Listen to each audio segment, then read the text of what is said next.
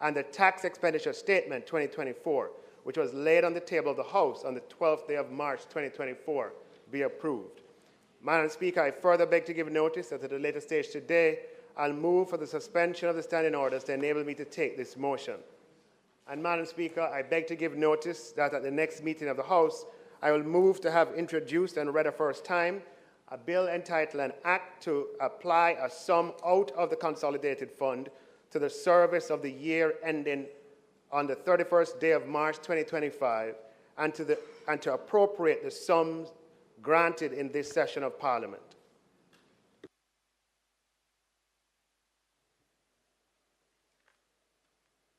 Questions and answers to questions. Motions that may be made at the commencement of public business requiring notice, motions relating to the sitting of the House, motions for leave to introduce bills, presentation of bills without leave of the House first obtained. Minister.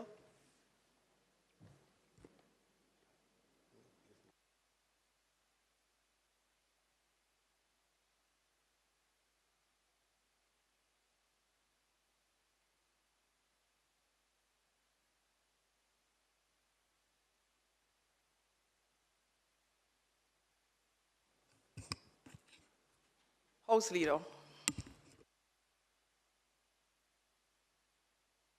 House Leader, let me just say public business. Madam Speaker, on the matter of public business, the sole business for today, of course, is the debate initially on the report from the Standing Finance Committee and then subsequently the bill, the Appropriations Act, which will be taken at a later point. Madam Speaker, just before the Minister presents the report, permit me to join you in welcoming the members of the gallery. And I see a number of diplomatic partners as well as trade and industry and financial partners and a number of other individuals who have joined us today. And we welcome you and may you enjoy today's sitting of the House. May it please you, Madam Speaker. Minister at Public Business. Madam Speaker, I now beg or move for the suspension of the standing orders to enable me to take the motion, notice of which, regarding the report of the Standing Finance Committee, notice of which I gave earlier. Thanks, Minister. The question is that the standing orders be suspended to enable the Minister of Finance and the Public Service to take the motion regarding the report of the Standing Finance Committee, notice of which he gave earlier.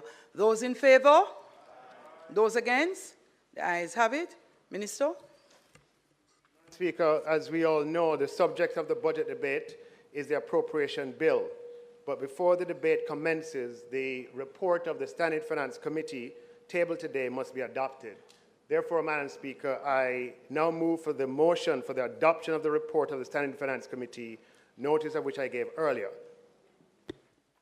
The question is that the motion for the adoption of the report of the Standing Finance Committee be approved. Those in favor? Those against? The ayes have it. House Leader? Madam Speaker, I now beg to move for the recommittal of the item at presentation of bills without leave of the House first obtained in order for the appropriation bill to be tabled. May it please you, Madam Speaker. Thanks, House Leader. Those in favor? Those against? The ayes have it. Recommittal, presentation of bills without leave of the House first obtained. Minister. Move to introduce and have read a first time a bill shortly entitled the Appropriations Act of 2023. 24.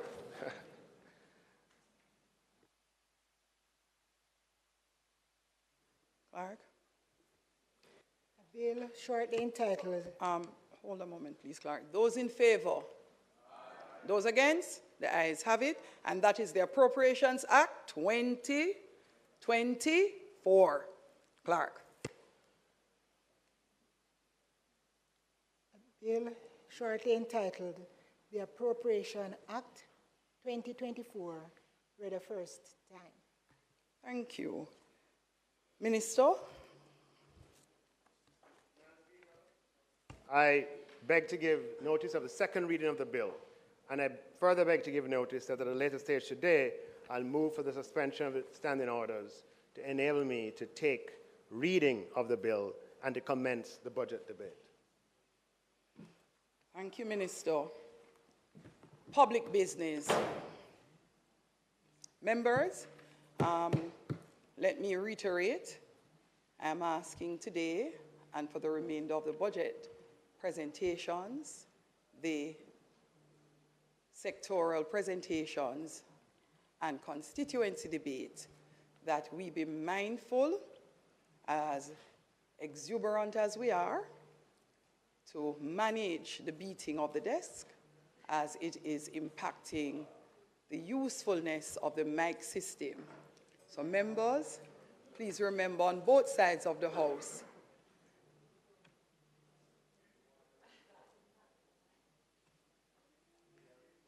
members, today we will listen to our Minister of Finance and the Public Service as he opens the budget debate. Please make the Minister welcome.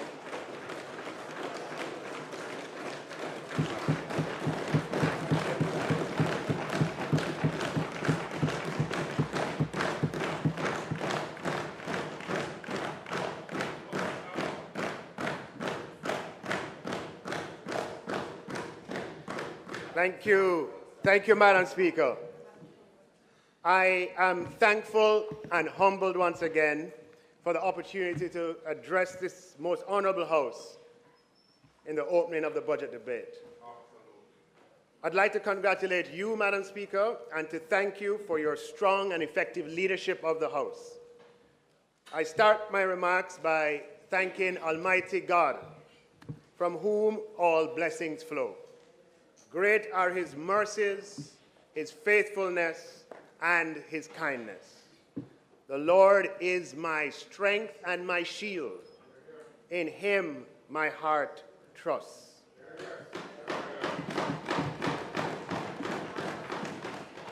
Madam Speaker, I would not be here today and would not be able to make this presentation without the tremendous support, work, and effort of many persons, and I'd like to extend my sincere gratitude and thanks. To the constituents of St. Andrew Northwestern, thank you for placing confidence in me and my team. It's a privilege to serve you.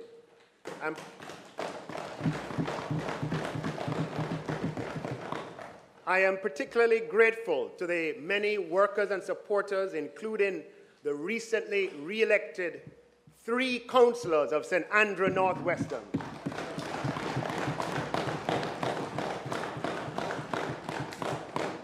The indomitable 5-star general, senior councillor, Vernon MacLeod. The suave family man, as he is now, Councillor Dwayne Smith.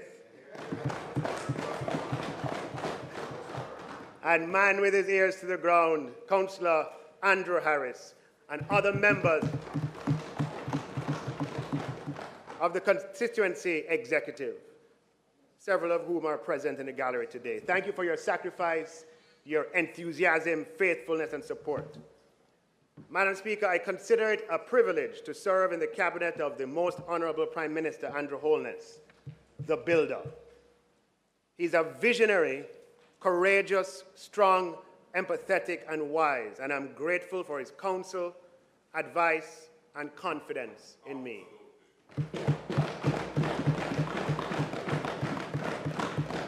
To the fellow members of my cabinet, I'm honored to serve with you in a spirit of teamwork, collaboration, and a shared vision. To my parliamentary colleagues on both sides of the aisle, thank you for your dedication and contribution to helping make Jamaica a better place. I'd like to thank my colleague, Minister in the Ministry of Finance, the Honorable Xavier Main, for his efforts, commitment, and support. He has been very supportive of me, and I am grateful for that.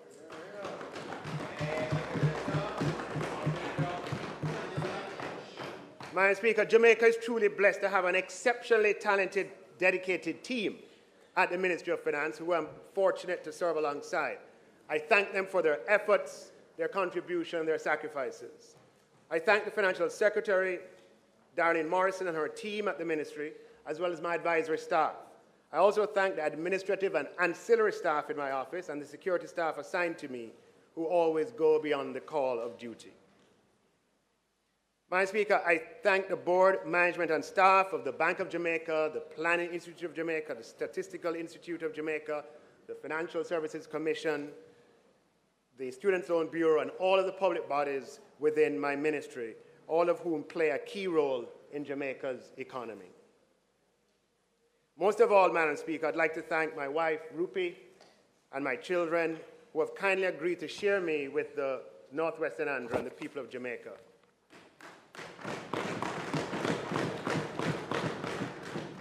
I'll always be grateful for your love, understanding, and support. I'm also grateful for the steady and kind support of my siblings. And I remain indebted to my parents, the late Justice Nigel Clarke and Mrs. Mary Clarke, for instilling in me a commitment to service of others and pursuit of excellence. Madam Speaker, thanks to those who made it here today in the gallery, members of the diplomatic corps, members of the business community, I mentioned members of the executive, members of the media, and others. And I'd like to thank, Madam Speaker, those who are joining in on radio, social media, in the diaspora. Thank you for participating in these debates. And to all the people of Jamaica, we work for you. You inspire us every day, and we're humbled and grateful for the opportunity to serve you. Madam Speaker, in this budget presentation, I will provide the data that supports the fact that Jamaica's macroeconomic fundamentals today are stronger, better, and more favorable than at any time over the last 50 years. I'll define economic stability and demonstrate that this period is the only period in the last 50 years where we have enjoyed this. I'll advance the argument that economic stability is essential to the growth in investment and jobs which drive government revenues. And it is from government revenues that we finance public investment expenditure on police stations, on buses, schools, hospitals, roads, and other infrastructure, which benefit all the citizens of Jamaica over the long term. And materially increasing the levels of public investment expenditure is absolutely necessary if we are to improve quality of life. Madam Speaker, therefore, economic stability is indispensable to increasing the ability of the government to improve the quality of life and standards of living of the people of Jamaica. But while macro stability is absolutely necessary, it is by no means sufficient. Madam Speaker, in February 2018, while I was campaigning house to house during the St. Andrew Northwestern by-election, a lady greeted me at her gate and said to me something that I'll never forget. She said to me, "You see all them things there? Growth, debt, inflation. Them important, you know? Them very important. But them not important for we. What is important for we is the garbage collected? Is the pothole them fixed? Are the street lights working? That is what is important for we." Real story. It was one of those moments that will always remain with me. I shared this experience with a few people at the time, including the Prime Minister. And these words have been close to me since then. It was that conversation, Madam Speaker, that was a motivating factor in one of my very first moves as Minister of Finance and Public Service to pay down the streetlight $7 billion bill, which at the time was over 24 months due. And since then, to have the central government pay streetlights every year to the tune of $3.1 billion. Because we have always recognized what is important for the people. Now, Madam Speaker, economic stability is very important, as my constituent rightly acknowledged. It must be achieved and preserved, but it is not an end in itself. Rather, it must deliver for the people, not just the connected or the powerful or the well-organized.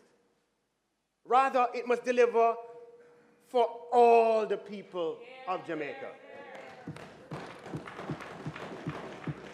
Because many Jamaicans looking on say, all right, look, it's great to have achieved macroeconomic stability and all of these wonderful things that have eluded us for decades. But what about my issues? What about my issues? My roads are in a deplorable condition.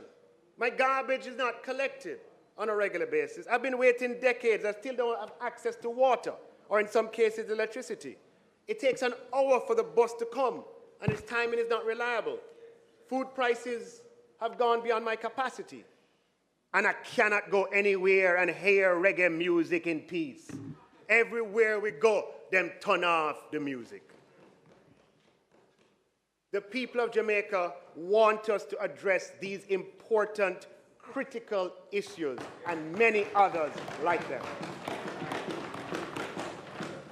The people want to see that these issues are priorities in the fiscal policy choices of the government.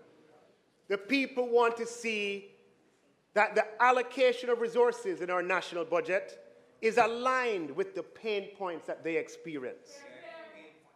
The people want us to put the same energy into the micro that we put into the macro. Madam Speaker, the people want to see an acceleration in how quickly we can use public investment to address long-standing challenges.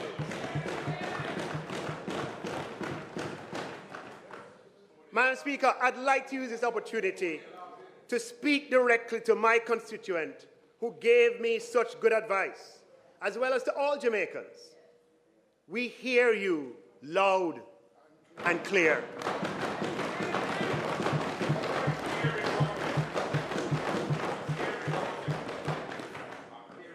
This government, headed by the most honorable Prime Minister Andrew Holness, is a listening government.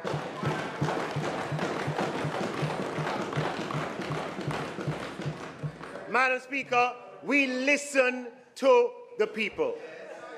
And let me say very clearly that what is important to you is also very important to us. Not only have we listened and heard you, Madam Speaker, let me make it abundantly clear that we're also a government that responds.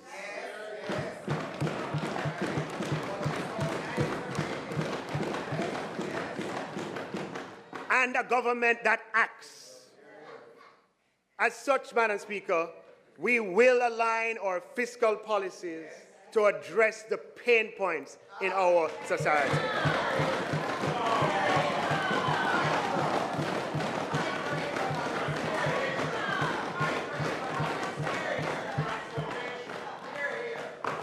Madam Speaker, we will preserve economic stability.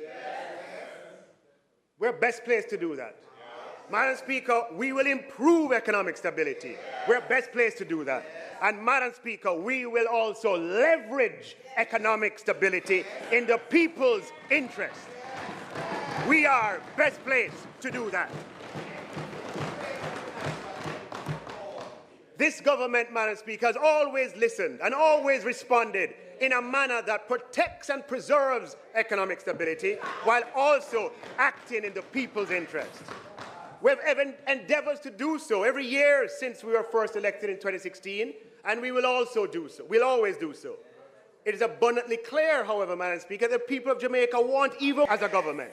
The people of Jamaica want to know and feel that they're benefiting and participating more directly from the macroeconomic advances that we have made in a manner that improves their lives.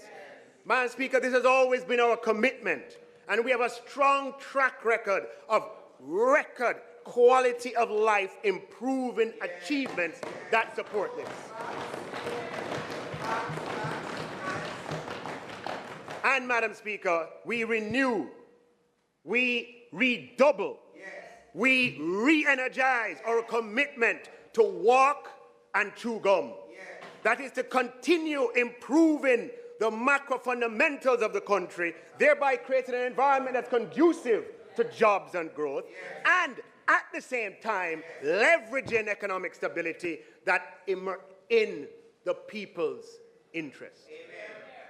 It is in that context, Madam Speaker, that I'm honored to present the budget for the fiscal year 2024-25.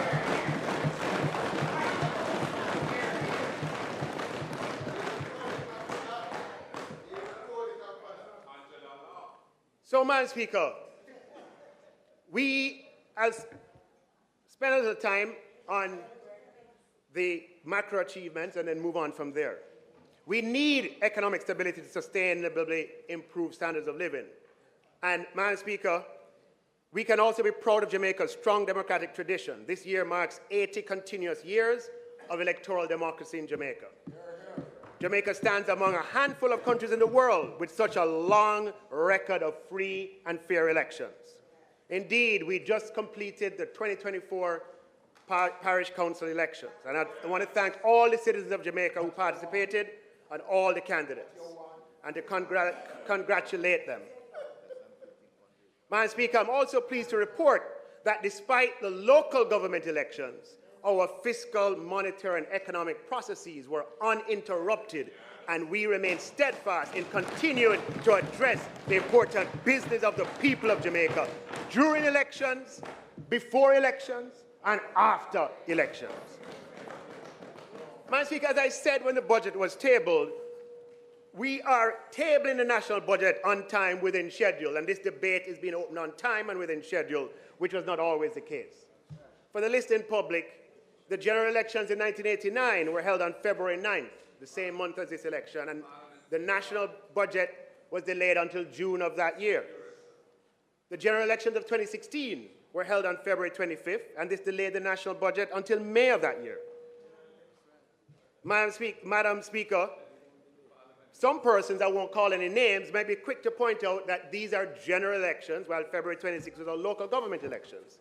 To those persons, I would point to the local government elections of February 1981, which resulted in a delay of the budget until May of 1981. Madam Speaker, election or no election, the national budget must be passed in the House by March 31st each year, and that is now law. And it's a sign of progress for our country. This brings order, increases certainty, and allows citizens to plan. Election or no election, the people's business must go on.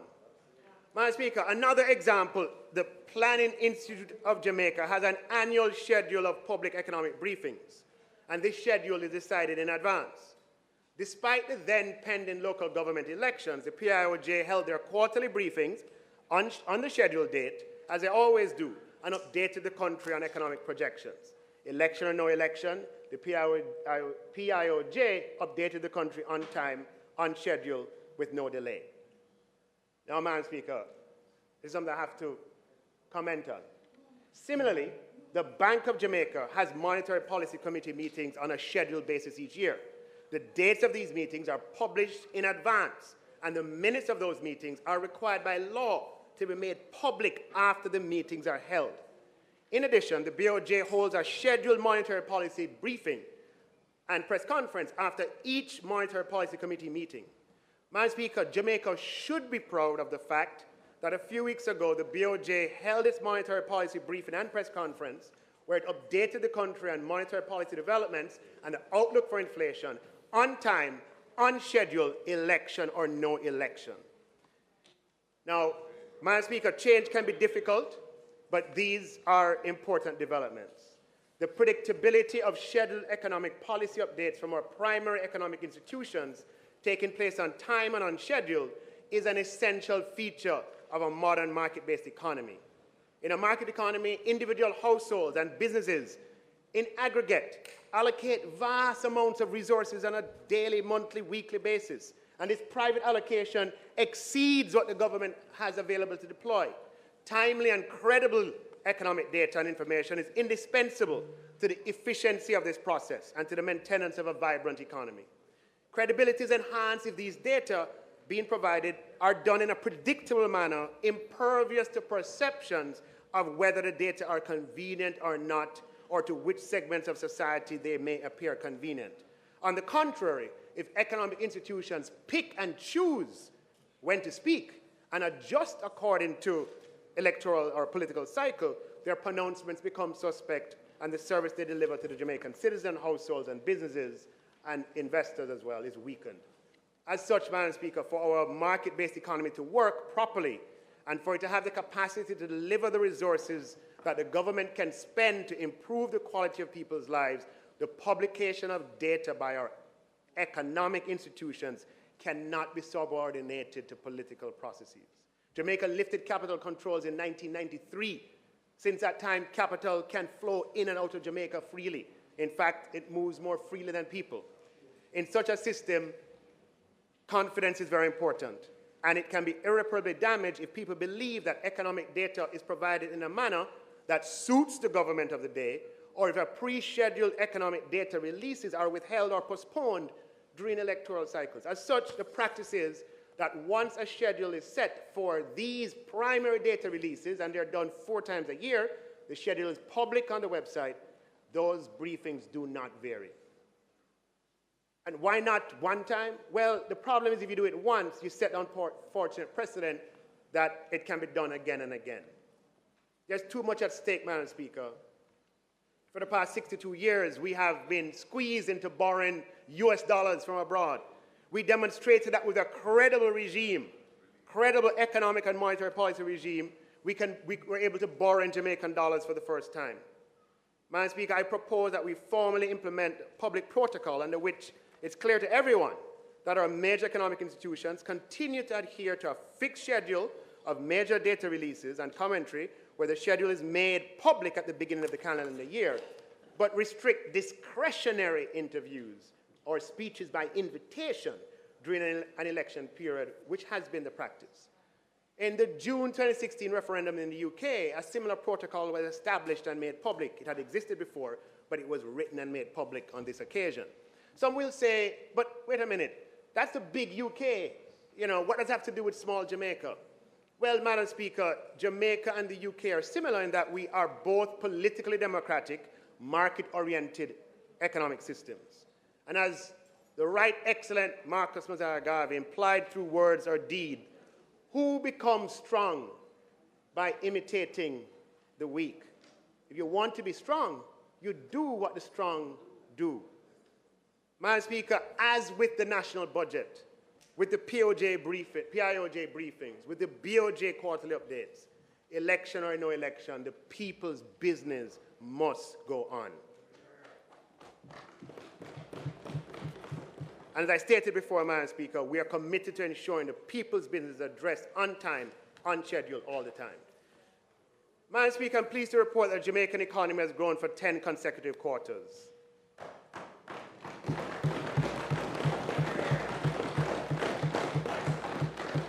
It is the second longest period of quarterly growth since we started measuring growth quarterly in 1997. The longest, Madam Speaker, was December 2015 to October 2019, when Jamaica experienced 19 consecutive quarters of growth. So, you know, we grow 7 quarters, then we have a couple quarters of decline. Grow 3 quarters, then decline. Grow 9 quarters, then decline. 9 quarters, decline. 1 quarter, decline. So our history has been punctuated, certainly prior to, since we measured growth 1997 until 2015, before that 19 periods of growth, we had as many periods of quarterly growth as we had decline. And some observers cite the fact that for 40 years, between the 1970s and the 2010s, our average economic growth was 1%. That is true. But, Madam Speaker, that masks a deeper truth. It is the variation of growth around that average where the problem has really been. Jamaica's economy, and here we have the 10 quarters of growth on the screen. Jamaica's economy has been characterized by profound volatility, massive ups and downs in quick succession and wild swings. And that has not been good for jobs, Madam Speaker, which is why the unemployment rate was so high for so long. It is that start and stop of the economy and high unemployment that we aim to address. We want to have longer periods of economic expansion and quick recoveries from economic shocks. We want to dampen economic volatility. It's for that reason, Madam Speaker, that we celebrate the 10 quarters, because it has not been the norm. Madam Speaker, Jamaica's per capita GDP is a measure of economic output divided by the number of Jamaicans. Using Jamaica's nominal per capita GDP at the end of fiscal year 2023-24, Madam Speaker, and our GDP per capita, at the end of fiscal year 23-24 is projected to be roughly $7,000 US. Using the GDP figures from Stockton and the population data that we have and the closing exchange rate, it has gone up. Anybody notice? It's now $7,000. But, Madam Speaker, we have a lot of catching up to do, because Trinidad and Barbados, for example, are moving at the same time, and they are now at $20,000. But you're seeing, Madam Speaker, we're stuck at a particular level for a long time, and nobody has been noticing. But today, the per capita GDP is $7,000 US.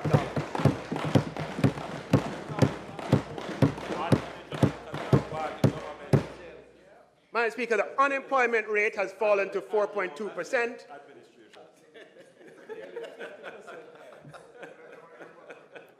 4.2%, Madam Speaker. More Jamaicans employed today than ever before, 1.3 million. 4.2% is a record low.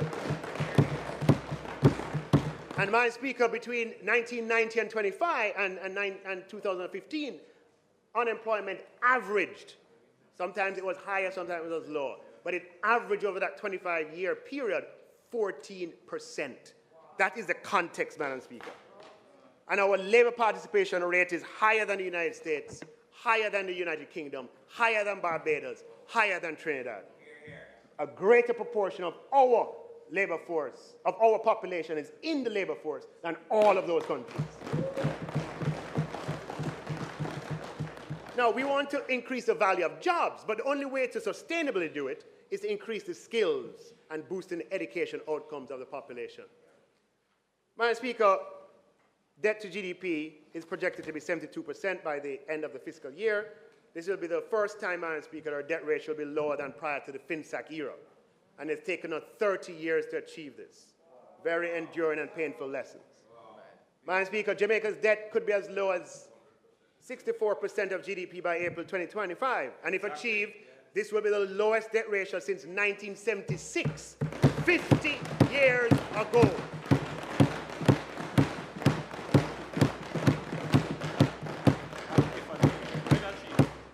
Let me just remind us, Madam Speaker, in 1970-71, Jamaica's debt ratio was 27%. Believe it or not. It was 27%. By the end, by 1978-79, it was just under 90% at 88%. And, Madam Speaker, the history we know from there. By 89-90, the people don't remember the history. By 1989-90, it was 138%. In 1980, Madam Speaker, the central bank had negative reserves. The only way to replace goods in Jamaica is the government had to go out and borrow US dollars so that we could import goods. We had what we call negative reserves. Our Jamaicans, you know, we have to internalize our economic history for the good of the country. That is the paradox. We say it don't matter, but it does. We say growth don't matter, but it does. We say interest rates don't matter, but it does. So, Madam Speaker, inflation don't matter, it does.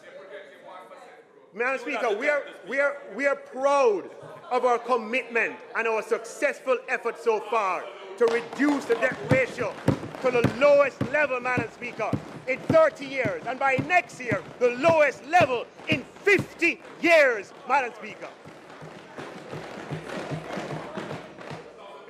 Now, just a point of fact, Madam Speaker, the debt ratio is not the absolute level of debt. Okay? So it's not a matter that we are paying down the debt, right? Madam Speaker, the absolute level of debt in Jamaica stayed relatively constant for the past several years, hovering around 2 trillion to 2.2 trillion.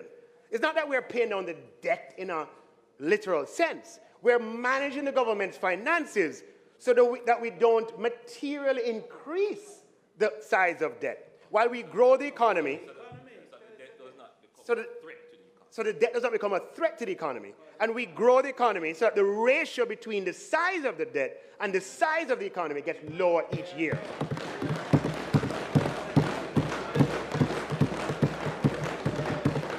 So the fallacy, the debt was 2.1 trillion in 22-23. In 23-24, it will be 2.2 trillion. It's not that we're paying it down. It's actually going up, but we're doing it in a way that is sustainable. Right? Now, Madam Speaker, over the past 10 years, beginning fiscal year 2013-14, Jamaica has achieved all of its fiscal targets in the budgetary process. That's 10 years. 3 years under the prior administration and 7 years under this administration. 2013-14, the fiscal target was not met in 2012-13. Okay? 2013-14, 2014-15, and 2015-16. Then you take under Prime Minister Holness's time, 16-17, 17-18, 18-19, 19-20. 2021 was COVID, so we used when we revised the budget, we met that target. 21-22, 22-23. And if we meet it this year, there's still a couple of days to go, it would be the 8th under this administration and the 11th consecutive year overall. Madam Speaker, fiscal credibility has improved dramatically as a result, and the trust in Jamaica's economic policy-making environment has multiplied several-fold. This, in turn, has made Jamaica a much more attractive destination for investment and explains, in part, the robust growth in jobs. The more fiscally credible you are, is the better our terms in trading with the rest of the world, Madam Speaker. Now, all countries need to borrow to finance their operations. However, when countries like Germany or Japan borrow, or any one of a number of developed countries, they don't need to borrow in US dollars or in any currency other than their own. Germany borrows in euros. Japan borrows in yen. This means that Germany and Japan have little or no foreign exchange exposure on their international obligations, debt. In other words, foreign exchange risk is effectively eliminated, and that helps to make them economically stronger and more resilient. And international investors lending to Germany and Japan are content lending to them in euros and yen because they have trust in the stability of the economic environment that Germany and Japan have, as their institutional mechanisms, such as independent central banks, guarantee price stability. For a developing country like Jamaica, the picture is quite different. Jamaican developing countries also need to borrow internationally. There's not enough resources domestically. But when developing countries choose to borrow internationally, they're compelled to do so in currencies other than their own. International investors want the comfort and safety of the US dollar or a similarly strong developed world currency. This has the effect of adding a source of risk to the economies of developing countries because borrowing internationally introduces foreign exchange risk vulnerability. Madam Speaker, it was in 2019 that I publicly stated that Jamaica will launch its first local currency bond internationally within 5 years. Madam Speaker, some people thought I was whatever. The Gleaner captured my statement, and I'm particularly pleased that November 2023, prior to the expiry date of that commitment, the government of Jamaica issued its first ever Jamaican dollar currency denominated instrument in international capital markets. Never been done before in 62 years. Promise made, Madam Speaker, and promise kept. Now, what this means, Madam Speaker, is that international investors from all over the world, London and Zurich, Frankfurt and New York, Boston and Los Angeles, took Jamaican dollar exposure to lend to the government to the tune of $46 billion. So, Madam Speaker, this would have been unimaginable 5 years ago, and the development represents a substantial policy dividend emanating from an improved macro environment, deepening monetary policy transparency, and the institutional mechanisms to pursue and maintain stable inflation. Madam Speaker, the ability to tap overseas investors for Jamaican dollar financing broadens and deepens and diversifies government funding sources, while providing opportunity over time of altering the currency mix in a national debt. Madam Speaker, the more of our national debt that's in Jamaican dollars is the stronger Jamaica will become, and the more we'll be able to benefit the people. Today, the foreign component of our debt is 62%. Our goal is to get it to 50% within a reasonable period of time. It will take time, but we have to have ambition. Our goal is to reduce it to 50%. Madam Speaker, the level of foreign exchange reserves stands at $4.7 billion. This is more reserves than we've had at any period in the past, and it will soon pass $5 billion US dollars for the first time. We've come a long way. As I mentioned earlier, Madam Speaker, in 1980, Jamaica had negative foreign exchange reserves, and that influenced what had to happen because the country needed foreign currency. The only way to get it would have been to borrow, and that is what happened. And it wasn't, for 17 years, we had negative net international reserves. For 17 years. 17 years. Jamaica is a small island in a big world, and we have to import much of what we need, and we need foreign exchange to do it. An adequate supply of foreign reserves is a signal to suppliers at Jamaica that they will get paid. And, Madam Speaker, that came in useful in the COVID pandemic when we lost $4 billion US dollars of foreign exchange inflows like that. Tourism brings in $3 to $4 billion a year. We went down to zero like that. And Madam Speaker, we are able to endure that foreign exchange supply shock, still import goods and services from overseas, and pay those bills as they came due, all because we had high levels of foreign exchange reserves, Madam Speaker. And we're proud of our commitment and successful efforts to build Jamaica's foreign reserves. Now, Madam Speaker, some people say, you know, quite innocently, hey, we have all those reserves, why we can't just tap into it and use it and spend? I understand the question. But, Madam Speaker, it is those reserves that underpin the Jamaican currency. You notice how the Jamaican currency start behave all of a sudden, right? Because we have reserves backing it. If we were to do something like that, what would happen is that our currency would become very, very unstable, as it has been in the past. We'd have high inflation, and the people would not benefit. You would think you're benefiting the people, but ultimately they would not benefit because it would make life more difficult. We have been there. That's the good thing about our history. We have been there. We know what it is like. And so we don't want to repeat the errors and mistakes, Madam Speaker. Now, Madam Speaker, on the matter of, I just want to touch something here. Every country has tax revenues that vary throughout the year.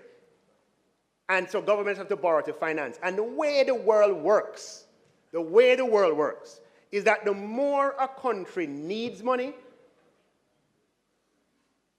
is the more that money will cost. You hear what I said? The more a country needs money, is the more that money will cost. That's a reality that existed long before our time, and it will exist long after our time. As such, since money costs more the more a country is seen to need it, the key for a country is to not be in need of any other people's money. The key is for a country not to be dependent on other countries' money. The better that you're able to take care of yourself by yourself, the bigger the ratings that you get in the credit world. That's just how it goes. The better able you are to pay back your loans, the bigger rating you get in the credit world. And, Madam Speaker, I'm happy to report that just last week, following two other rating agencies, Jamaica got the highest rating in 18 years from that rating agency, Fitch. And last year, the highest in 20 years. Now, Madam Speaker, what that means is that what Jamaica borrows for new loans is 3 points to 5 points lower than some of our peers in the Caribbean. So if we have to borrow $500 million US dollars, and a peer country in the region has to borrow 500 million US dollars, we pay between 15 and 25 million US dollars per year less than they do. And the lower cost to our country, Madam Speaker, means we can do more with the money in the interest of the people. So Madam Speaker, the way the world works is the more you need other countries' money, is the more you'll pay for it. And because the more you pay for it, is the less you can do with it. The lower your credit rating is the more you will pay for money, which is the less that you can do. Now, Madam Speaker, as I said, what we want to do is to be able to do more with money. So we have to put the country in a position that we lower our dependence on the outside world for money. Not that we don't need it or we can't access it, but we lower our dependence on it. We have multiple options. That is how you become economically independent, Madam Speaker. That's the root. And we are a small country in a big, wide world. We don't make the economic rules of the world. My God, I wish we did. I wish we did, but we don't. That's a reality. But we have to be smart enough. We have to be wise enough. We have to be agile enough to max out the rules of the world and use that knowledge to the advantage of the Jamaican people. The economic rules of the world, Madam Speaker, is that countries that are economically strong and independent are able to do much more for their citizens because they're not burdened, Madam Speaker, they don't have instability. That's why we want to be economically strong as a country. Low debt, high reserves, long periods of growth, high credit ratings. But make no mistake about it, the primary lesson from 5,000 years of human civilization is that, and it's just a fact of history, the past. God hope the future is not like it. The 5,000 years of human history teaches us that in the past, strong countries and strong nations have always dominated weak ones.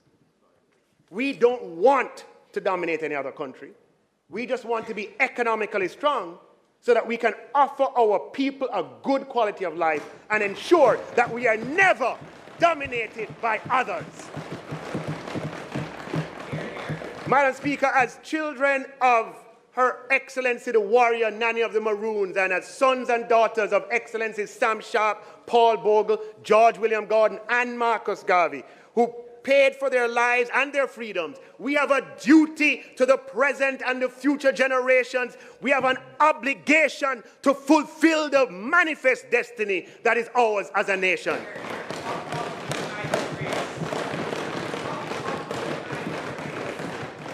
Madam Speaker, we are a people with a message for the world. We are a nation that is destined. There are some who may have a limited vision of who we can be, of who we are, and what we can achieve. Madam Speaker, my vision, Madam Speaker, the vision of this government is that we can achieve what any other country in the world has achieved.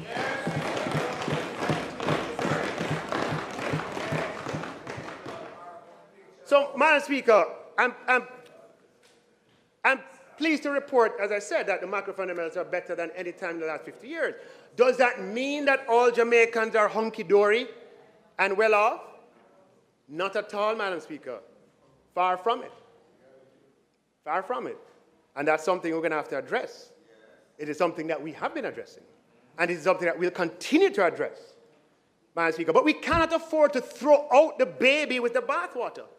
In other words, let us be careful not to make the tragic mistake of acting in a way that we lose the good parts of what we possess because we reject it as a whole instead of just fixing what needs to be fixed and keeping what is good.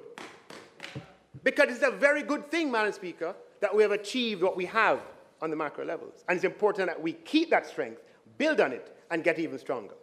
So, Madam Speaker, when we talk about history, let me first say that I have nothing but respect and deep veneration for all of Jamaica's former leaders, Their Excellencies Alexander Bustamante and Norman Manley, the most Honorable Michael Manley, Edward Siaga, P.J. Patterson, Portia Simpson Miller, and Bruce Golding.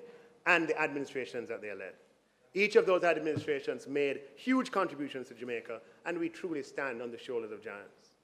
The purpose of historical references and comparisons is not to take anything away from their achievements or contributions. They were products of their time, in much the same way that we are. The purpose, however, Madam Speaker, is to collectively learn from our economic history, as all powerful societies do. When you go and take your MBA or your Master's in Government in the United States, or in Europe, the first thing they teach you is about the tulip bubble. They teach you about the 1929 stock market crash. Societies learn from their history. Yeah. History, as Malcolm X said, is the most important subject. Malcolm X said that. The most important subject. And as we know, the adage that a people without knowledge of its roots is like, people without history, knowledge of their history is like a tree without roots. So, Madam Speaker,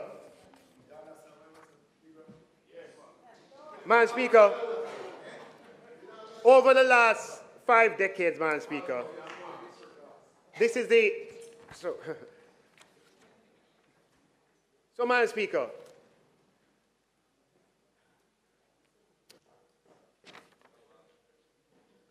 we intend to pursue economic stability in the people's interest. It is stability that allows us to expand. Minister, in fact, you do have another minute, but listening to your speech, I do not want to break you when you are in full stride. So, House Leader. The member's time having been expired, I beg to move that his time be extended sufficiently to allow him to complete his presentation. May it please you, Madam Speaker. The question is that the minister be allowed to complete his presentation. Those in favor? Those against? The ayes have it.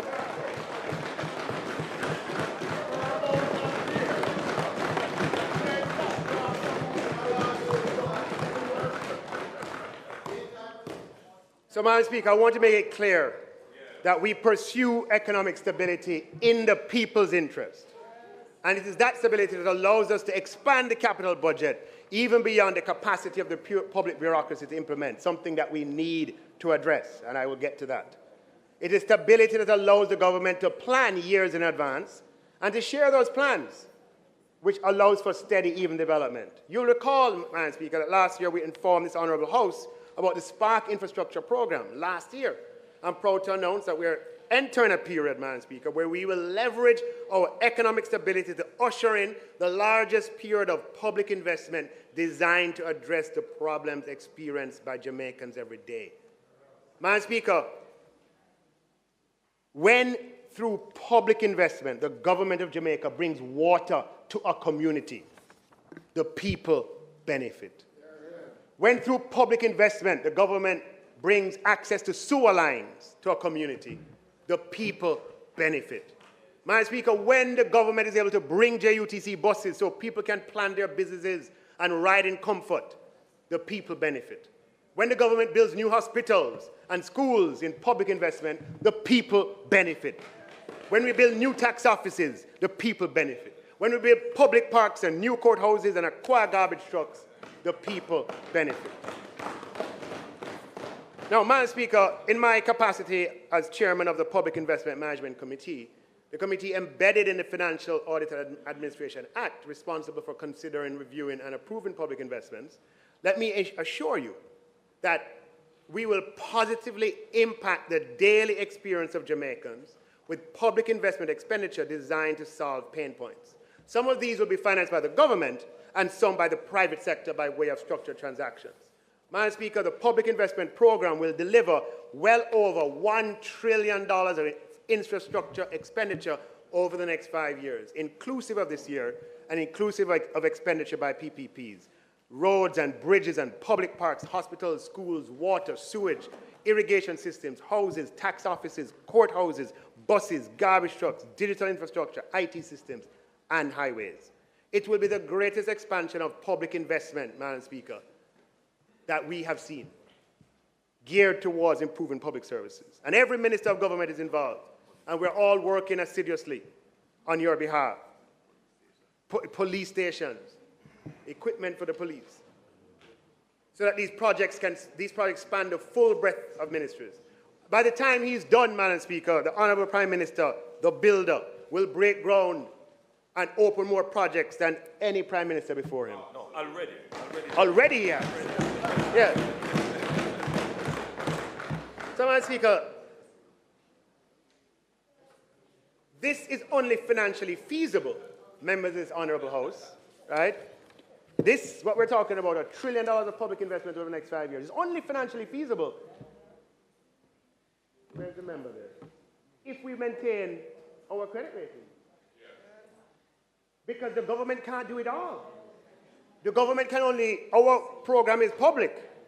The fiscal policy paper has $500 billion of capital expenditure over the next 5 years. To get the rest, we have to be able to structure transactions that can get private financing, and the private financing, those projects become feasible, the lower the cost. So today, there are public investments that are feasible that were not before. And we intend to leverage the stability, Madam Speaker, to bring these projects to life for the benefit of the people.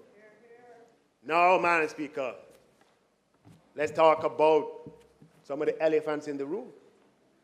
We will not be able to implement such an ambitious program of public investment with the procurement system as it is. Make no mistake about it, Jamaica's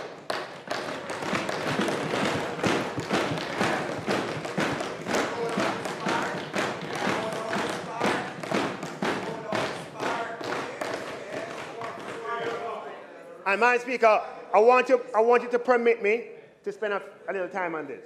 Can you see the connection, right? We need economic stability to get public investments to solve the people's problems.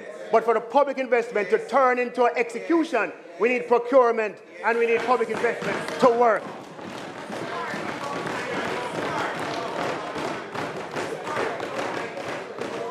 So, Madam Speaker, procurement is integral to the functioning of government. And an efficient procurement system is vital to the efficiency of government.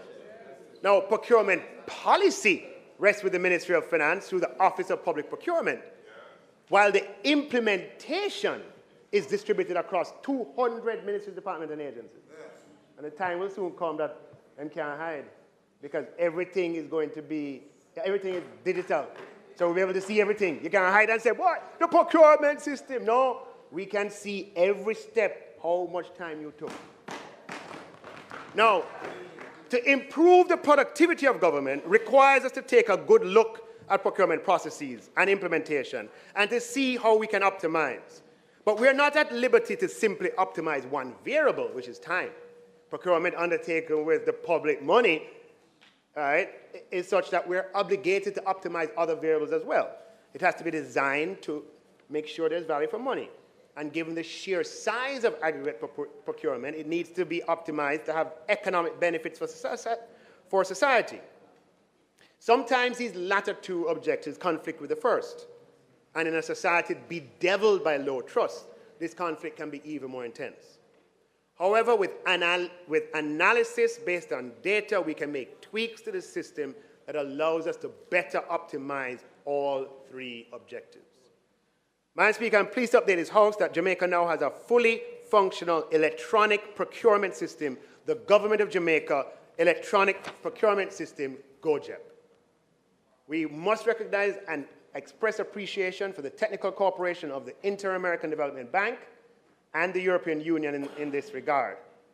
Through its several modules, GOJEP manages tender calls and bid submissions, aids in bid evaluation. It basically is indispensable throughout all the stages of the procurement process. I promised in my 2021 budget presentation to unlock the power of electronic procurement through increased adoption, and we have been following up on that. If we want to have an efficient system, Madam Speaker, we have to go digital. And we had a 3-year transition period. Effective August 2023, whenever you make the switchover, it's always a little uncomfortable. But there's a 3-year transition period. And the switchover came in August of 2023, where every procurement above the threshold, which today is 1.5 million, has to go through the electronic system. Now, I want to show you what we can get with this electronic system. We already, Madam Speaker, have tons of data that we've been able to analyze. 14,000 procurements, over the 20 months between February 2022 and October 2023. We measured the average time the procurement takes from the date of advertisement, in the case of a competitively tendered contract, or the date of notification, in the case of restricted bidding, or the date when quotes are released, in the case of single source methodology. And we measured that until the date of contract award. Pretty easy to do when you have an electronic system. Madam Speaker, I don't know if you can only see the outlines of the chart, but the first chart shows beginning in February 2022, right, the blue line shows the average kind of procurement time, going up and down, but decidedly a downward path. And this is average now across all procurement types for all procurement methodologies. A crude statistic, but a useful one nonetheless. Procurement average time oscillated between 47 and 77 days, but by the end of that period, it was 53 days. We can look beyond those basic averages and look based on methodology. The single source methodology took an average of 35 days for goods, 37 days for services, and 33 days for work. Again, we have this data because of the electronic procurement system.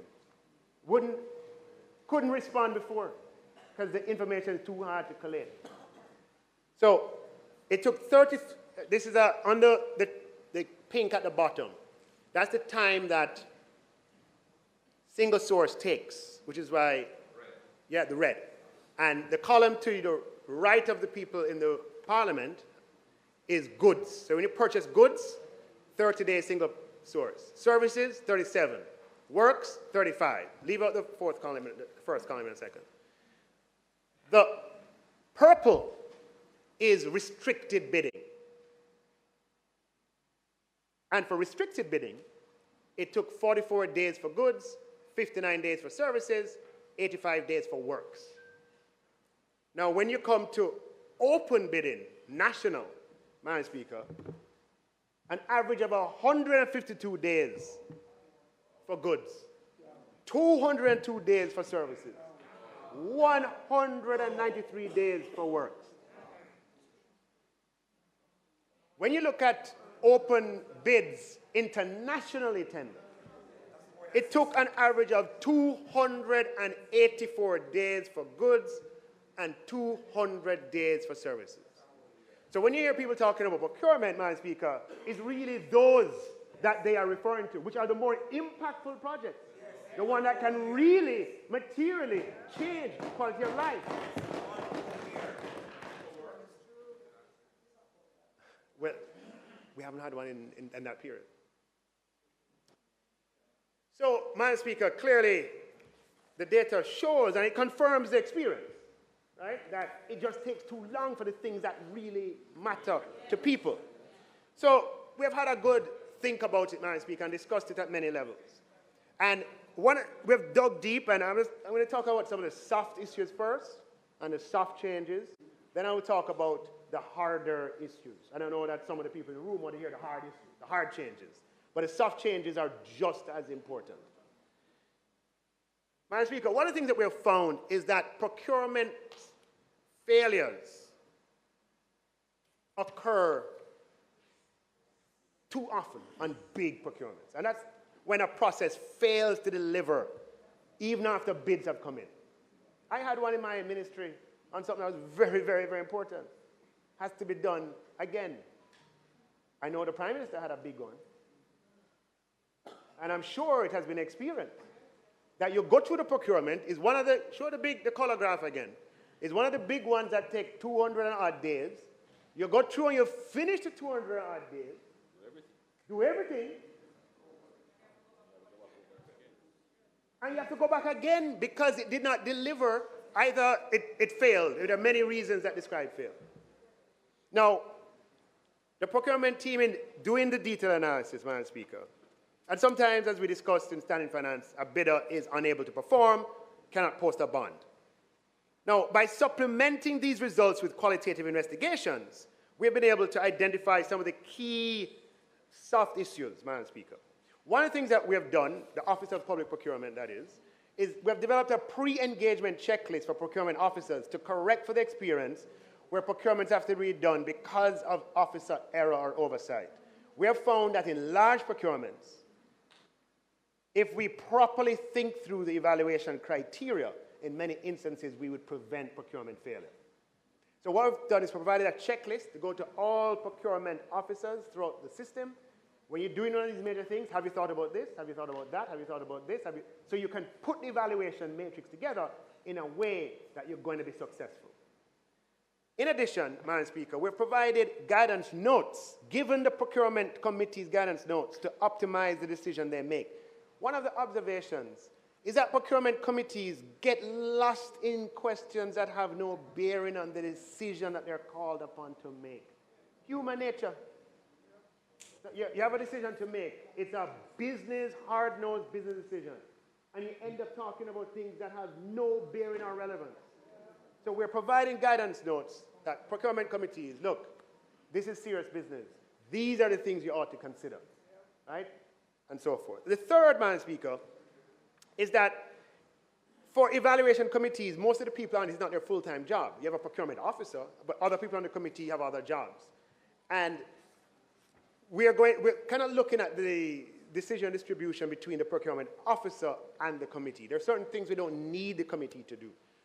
The final decision, yeah, in many cases, yes. But there are steps along the way that the officer can do. And, Madam Speaker, the ministry has now published a series of time efficiency benchmarks that will form the basis of reporting going forward. So what we have done, we're sending it out to all procurement departments, and we have said, for this leg of the process, it should take no longer than this 10 days. For this leg, it shouldn't take more than that day. For this leg, it shouldn't be more than that. And, Madam Speaker, what gets measured gets done.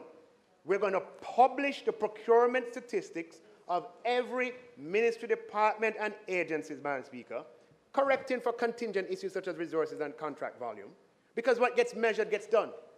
And, Madam Speaker, we're going to introduce the Government of Jamaica Procurement Awards that celebrates excellence in procurement.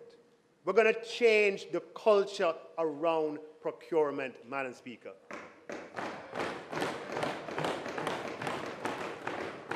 Procurement, for many, was a bad word. People afraid and scared. No, the country can't move ahead like that.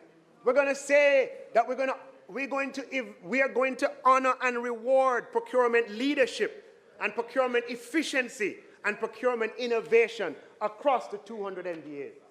The Corporate Governance Awards, introduced before my time, have played a key role in improving corporate governance over time. And I believe the Government of Jamaica Procurement Awards will have a same cultural impact. So, Madam Speaker, for the hard issues, we have reviewed the Procurement Act, and we're going to be proposing some amendments to the legal and institutional framework, and we need to get it through the system quickly. For example, Madam Speaker, in the case of contracts for goods and services, we'll be increasing the threshold below which single-source procurement is permissible from $1.5 million to $3 million, Madam Speaker. The 1.5 million threshold has been in place for almost a decade. And for works, it will go from $2 million to $5 million.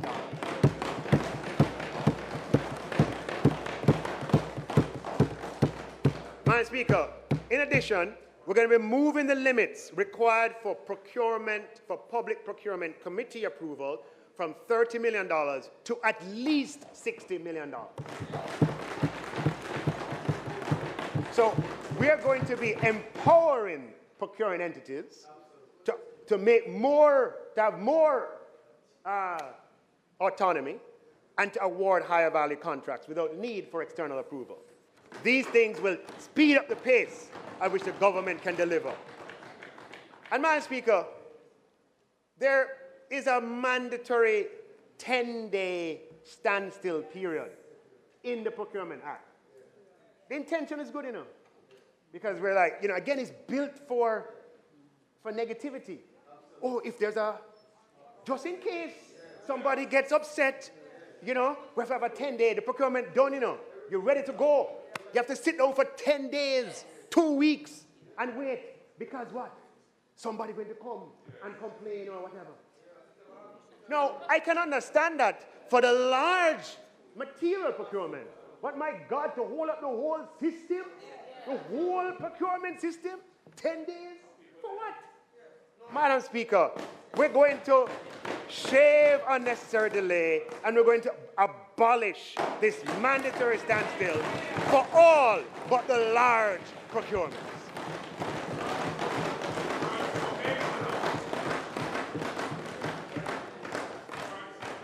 Now, Madam Speaker, the greatest improvement in efficiency can come from moving some of the layers that exist. I want to go through the layers for the largest procurement. I want you to bear with me. You remember, it's a people's business that we're on. We're talking about accelerating how we can deliver to the people's benefit. All right, I want you to stay with me.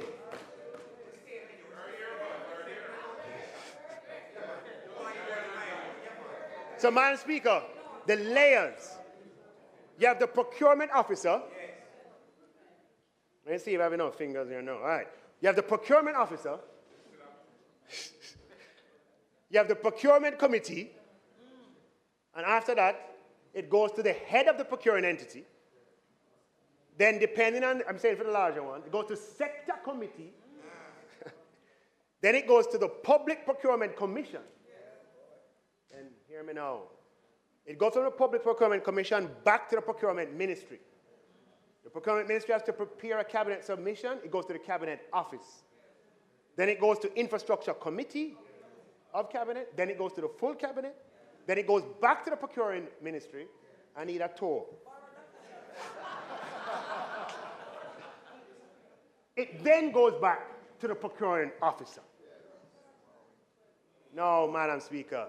If we are serious about the people's business and we want to leverage stability to impact people's lives, we're going to have to change the structure. Madam Speaker, we will abolish the sector committee, removing an unnecessary layer from the public procurement process.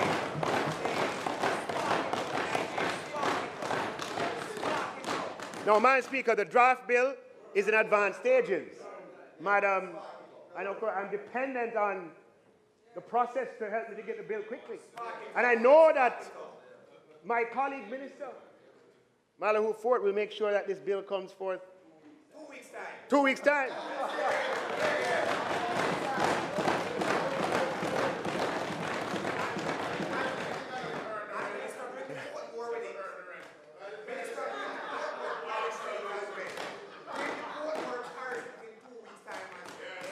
So, Madam Speaker, I want to touch on I want to touch. It's family time, Jamaican family. I want to touch on a part of the procurement process that we can't afford to overlook because we're serious about the people's business. Okay? Yes. Madam Speaker, when you look at the big procurements, the 200-day procurements, the data suggests that sometimes the cabinet process takes up as much as 25% of the time. This is because of the many micro steps involved. Right? After Public Procurement Commission has approved it, it's not approved by some independent people. It's not approved. You have to go back to the ministry. The ministry have to write a cabinet. You ever see those cabinet submissions? Some of them are 40 pages long. Background, context, issues, right? Sometimes you have to prepare the cabinet submission. Go to the minister, you don't like this, change that. Go to this person, don't like it, change it. Sometimes those cabinet submissions have to go elsewhere for commentary. Yes, before it gets to cabinet office. It gets to cabinet office, they may have changes, they send it back. I'm talking just the honest to God truth. Then after that, it has to go to Infrastructure Committee. And sometimes we lose time. And then it goes to Cabinet. But when it goes to Cabinet, after Cabinet makes the decision, it's not done, It's only done when it is minuted by the Cabinet, which is 1 week after the Cabinet meeting. So when you add it all up, Madam Speaker,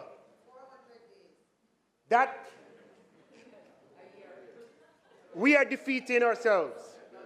Madam Speaker, something major in the process has to change for us to get major change in outcomes.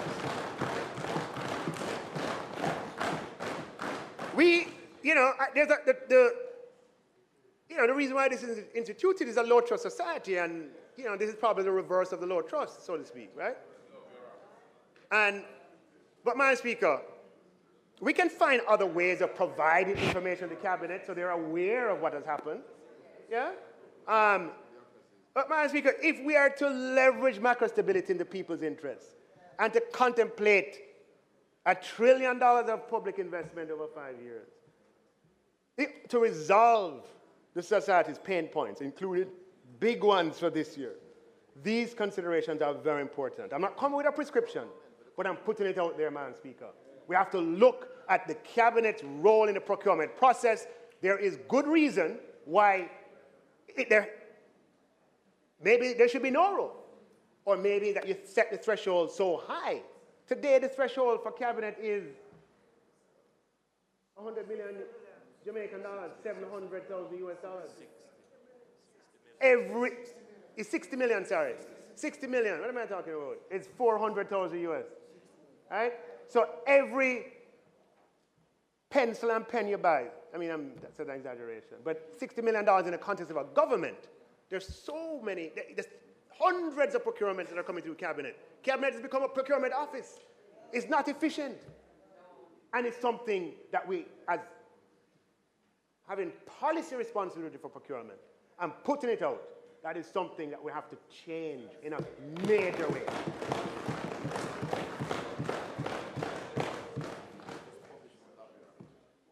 So, Madam Speaker, public investment and management exception, and then I'm going to come back to something on procurement. Madam Speaker, public investment process is important, right? Because public investments, represents spending in assets. Some of them are major, some of them are multi-year commitments. And the government has been reforming and refining its public investment system to ensure adequate planning and consideration, Madam Speaker, and to make sure that citizens receive value for money and procurement is on time and on budget. Madam Speaker, a robust public investment process is in the people's interest. But Madam Speaker, while we revise and improve the process, the people deserve and need efficiency. In August 2023, the Ministry of Finance introduced adjustments to the established process for appraisals and approvals of public investment projects, Madam Speaker, to allow for expedited processes for projects in exigent circumstances, emergencies associated with national disasters, or matters of national security. And when projects have met these conditions, along with criteria that establishes lack of complexity, the PIAB will conduct a rapid screening of the concept and expedite as necessary. And the proposal stage, Madam Speaker, is similarly expedited. We have used that now for a couple of procurements that have solved previous problems that we had. However, we need to do more. The Financial Audit and Administration Act stipulates that all public investment has to undergo appraisal and approval through the public investment process. That's what the law says. That's what the law says. The law says it, that all public investment. Now, that's something I have to look at too, in that public investments range from $20 million to $20 billion. Is it really necessary for public procurements along that entire spectrum to go through the same process? Yeah? So we're looking at introducing a threshold that would create a different treatment. If we go the way of saying procurements, public investments below a particular threshold does not need to go through the public investment process, we have to change the law, and that takes time. Another way is to say that below a particular threshold, the ministry does the appraisal. You understand? So we still comply with the law that the appraisal is being done, but below a particular threshold, it doesn't have to be done at PIAB, it's done at the ministry. So, Madam Speaker, we are moving to make material changes in procurement and public investment to ensure that the people benefit from economic stability in a timely manner. And we also, Madam Speaker, we have a performance evaluation program for contractors, where contracts above a particular threshold, the procuring entity is required to score the contractors and to keep it in a database. A number of that they can share, public departments can share. And beyond a certain negative score, contractors can be debarred from participation in public investment. At a later stage, I'll spell this out in more detail. But that is a part of our reform. Yes. Now, Madam Speaker, moving on. When someone, I just want to talk about the topic of unemployment insurance. When someone on a lower income loses their job, it can have a devastating consequence on their livelihood. And it can unravel their lives with profound, long-lasting consequences. During COVID, 150,000 Jamaicans lost their jobs and were suddenly without income. And many affected households would not have had the resources to draw on to tie them over, and hence the government responded with the CARE program. 55,000 Jamaicans who lost their job got payments over 13 months. Madam Speaker, it revealed a glaring gap in the social security arrangements, and in April 2020, the Most Honourable Prime Minister appointed a COVID Economic Recovery Task Force, and he appointed me to chair it in my capacity of Minister of Finance. The task force was broad in composition, spanning every facet of society, and the final report was produced in June of 2020 and tabled in this House. And one of the recommendations was that the government funds and completes a feasibility study on an unemployment insurance scheme for specific categories of workers within the context of social security reform. It wasn't the first time this recommendation was being made. It was made under the Labour Market Commission chaired by Dr. Marshall Hall a few years earlier. Madam Speaker, the government wasted no time, and as Cabinet approved, the Ministry of Finance undertook the responsibility of getting the feasibility done through the PIOJ, and with technical support and financial support from the International Labour Organization and the guidance of a technical oversight committee, with the intention that if it was to be implemented, meaning if it was feasible, the Ministry of Local Labour and Social Security would implement it. And I must thank, Madam Speaker, Dr. Wayne Henry of the PIOJ and his staff and the Technical Oversight Committee, chaired by Dr. Henry, for enthusiastically pursuing the feasibility study and coordinating the consultations required. I thank the Ministry of Labour and Social Security, who ably assisted the effort. Madam Speaker, I'm grateful to the International Labour Organization, which conducted the feasibility study, and the entities that participated in the consultations, the Confederation of Trade Unions, the private sector organization, and other groups. I'm happy to report, Madam Speaker, that macro stability makes it feasible for Jamaica to have an unemployment insurance scheme that benefits Jamaican workers. So, Madam Speaker, an insurance scheme can play a critical role in a stabilization role in providing income security of the unemployed, particularly during periods of economic shock, and therefore compensating partially for lost earnings. And it breaks the negative cycle of unemployment, leading to reduced consumption, leading to further reduction in economic activity. So it can stabilize, Madam Speaker, and improve macro stability. And the social impact of unemployment insurance is huge. Right? Jamaica's average income is such that many persons live, paycheck to paycheck. Long been a reality. And having a job is better than not having one, but if you lose that job, it plunges the family into disarray. Several observers and commentators have often pointed to the relative social stability of Barbados. One of the big differences, many differences, but one key economic institutional difference is that Barbados has long had unemployment, a solid social security system with unemployment as a major pillar. Bahamas also has unemployment insurance, and the COVID-19 experience, Madam Speaker, my understanding is that several countries in the region have been doing similar work as we have for similar reasons. Now, how would it work, Madam Speaker?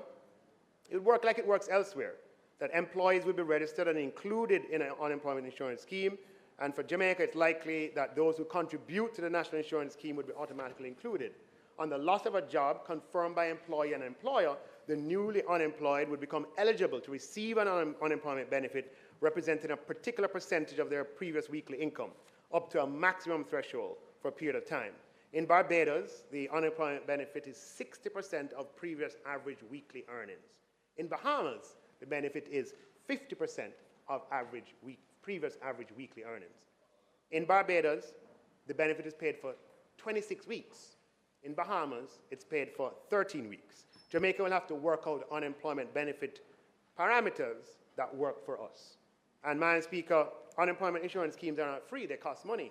Usually these costs are funded by employer and employer deductions, with the government sometimes making an upfront fiscal contribution on inception to capitalize the scheme, and treat with the possibility of major unemployment materializing before the scheme has amassed sufficient funds. The feasibility study indicates that it could cost as little as 0.8% of salary and as high as 1.5% of salary for all employed persons, with capital contribution for the government of a few billion dollars for this benefit to be provided, depending on the parameters selected. However, Madam Speaker, Jamaica has a plethora of separate statutory deductions. We have NHT, we have NIS, we have HART, we have EDTax, and adding a fifth, replicating the collection, processing, and enforcement administration, and adding further complexity for small business is not optimal for employees. As such, we are looking into administratively consolidating these statutory deductions into a single deduction, with the distribution to each entity of its share enshrined in and protected by legislation. This is not a new idea, not a new idea, but there are details and complexities. Anybody who takes it up, right? Details and complexities to be worked through. However, the major advantage of consolidation, Madam Speaker, in the context of introducing a new benefit like unemployment insurance, is that initial calculations show that we could potentially introduce this benefit without increasing the headline statutory deduction rate, and with no additional cost for up to 95% of persons enrolled in national insurance. So, Madam Speaker, we're now at the point of implementation, and we can talk about that. Make an appointment.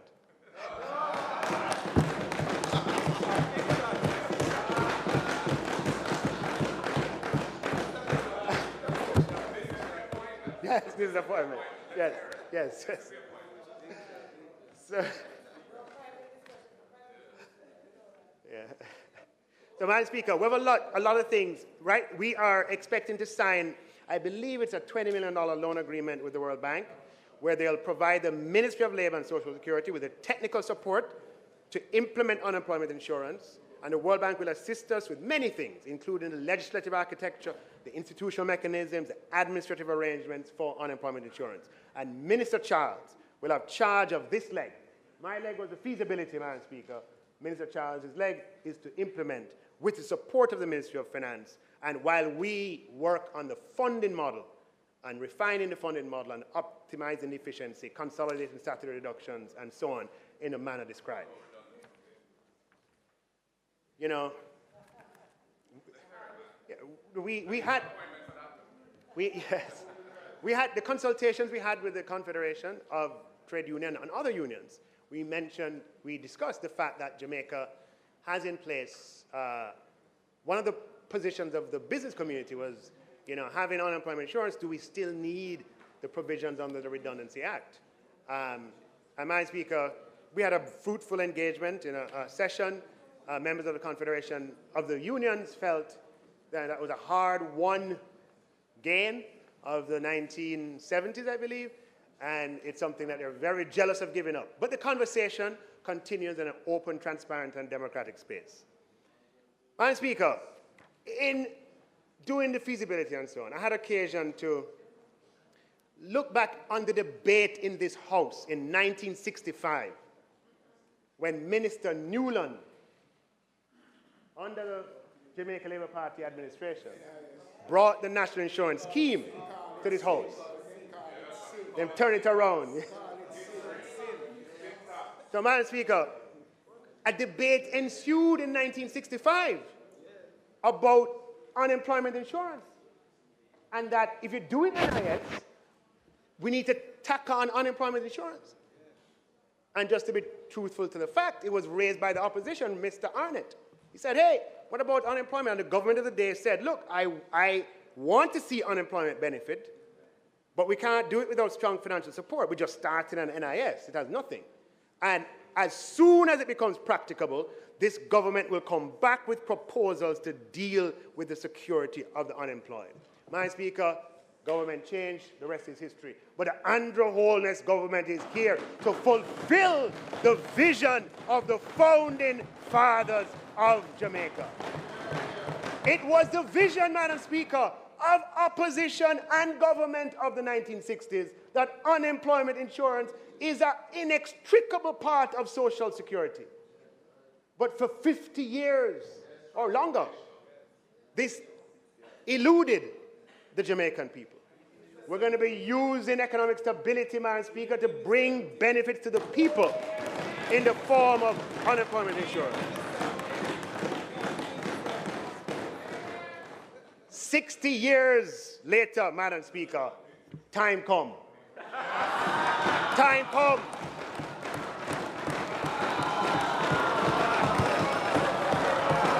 For unemployment insurance.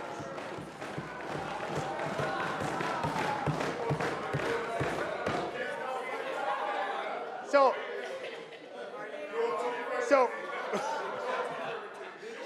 Madam Speaker,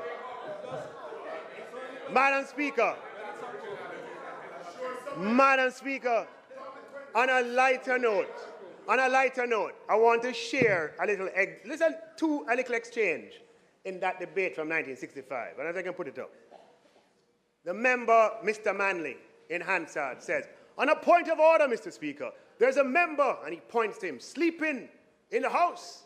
Is that allowed, sir? And Mr. Jackson from the government says, while a man is sleeping, he can't create violence. And the debate just continued. No cas, but just so, I laughed when I came across it, and I thought I would share it. Madam Speaker,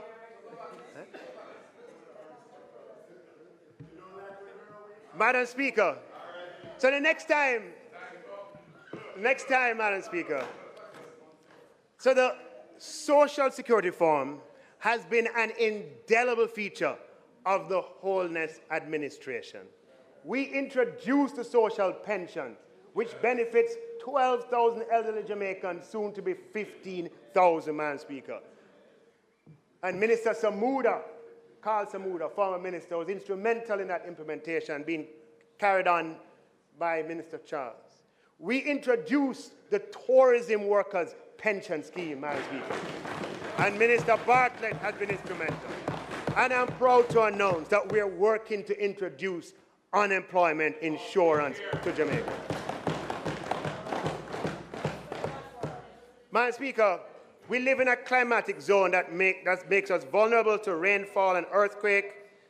And, Madam Speaker, we have to take responsibility for our vulnerability.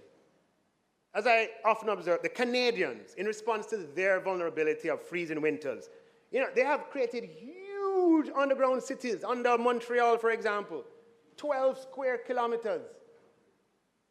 Shopping malls, apartment buildings, hotels, banks, offices, museums, universities, underground, connected by tunnels. And this infrastructure is used by hundreds of thousands of Quebecois, every day during the winter. Madam Speaker, the Toronto Path is one of the largest underground shopping malls in the world. 16 miles of concourse is on the line, underground, retail space, etc. The Canadians have taken responsibility for their vulnerability. They're not alone.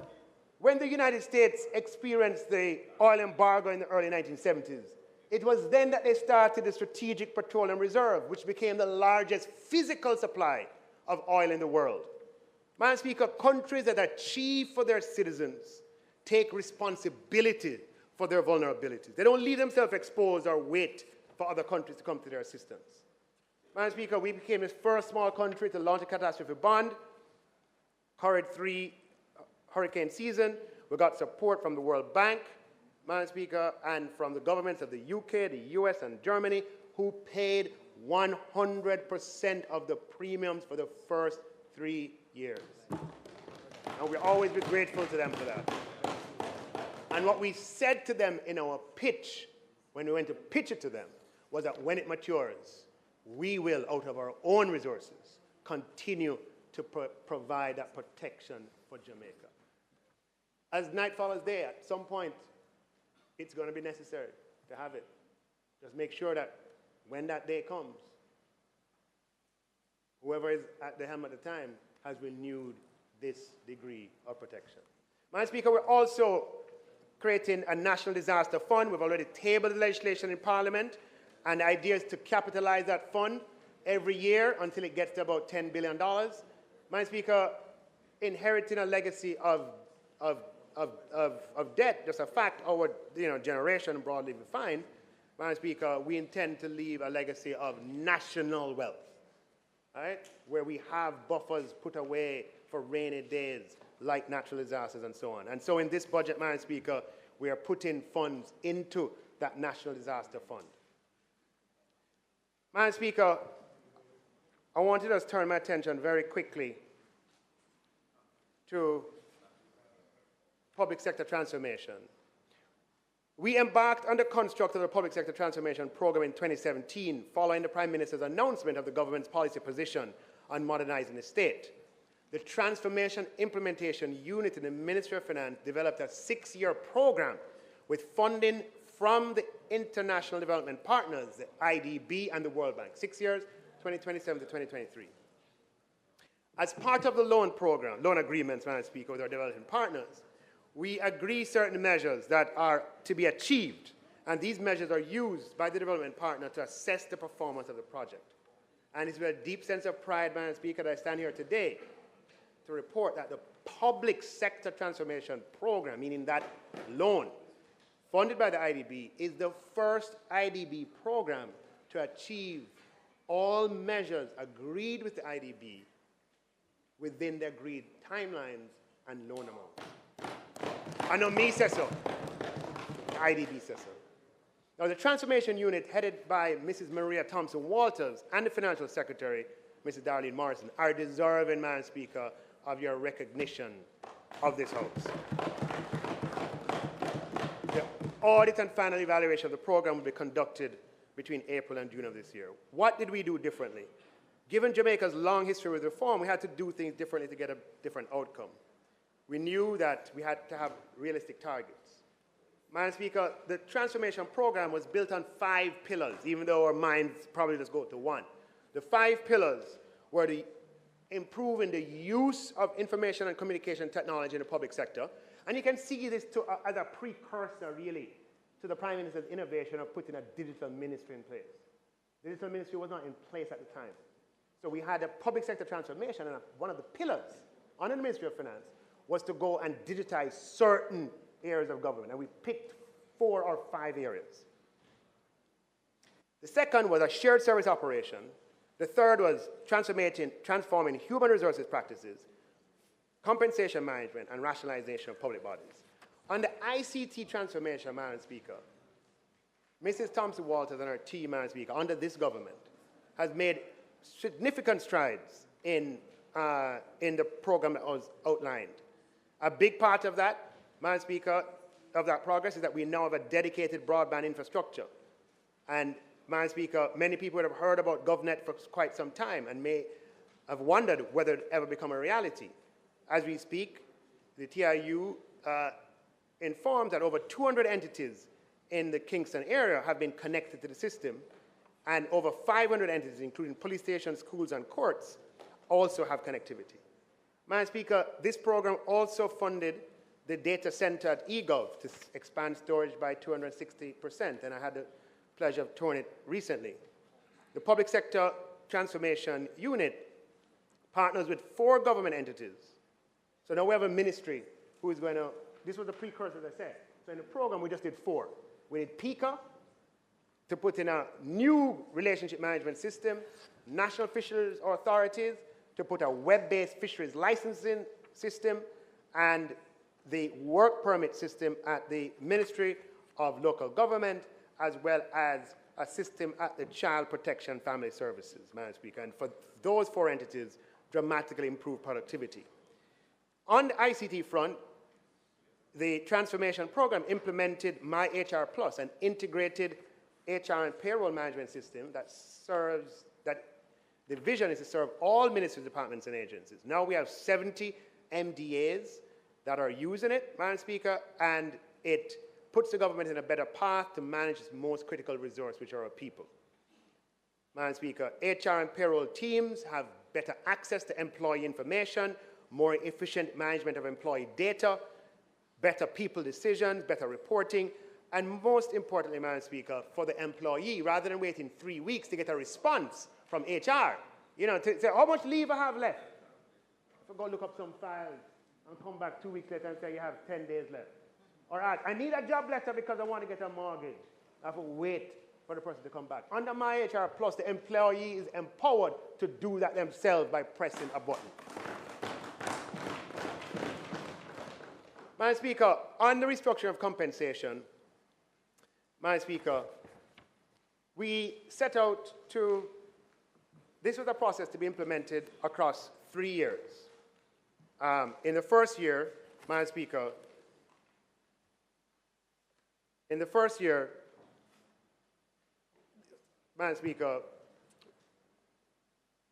we set out to change the compensation system, develop and implement a new job evaluation tool, have a single compensation spine, Madam Speaker, and then in the second year to introduce modern policies governing areas of conditions of service. In the third year, performance management. So the first year was 22-23, and we accomplished that.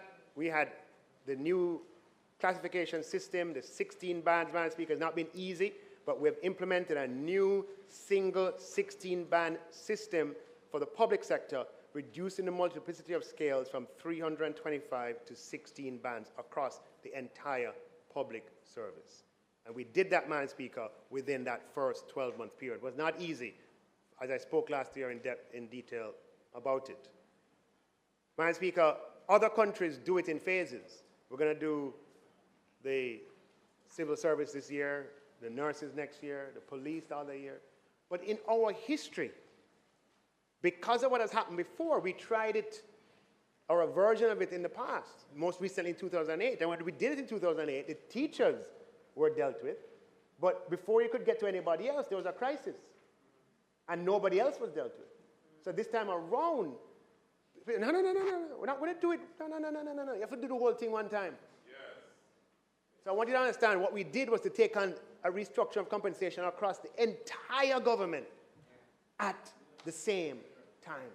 And the fact that we were able to restructure the salary spine, the job evaluation tool within that first 12 months, we had 95% convergence acceptance, Madam Speaker, is something that we as a country eventually will, yes, it is what it stands for itself.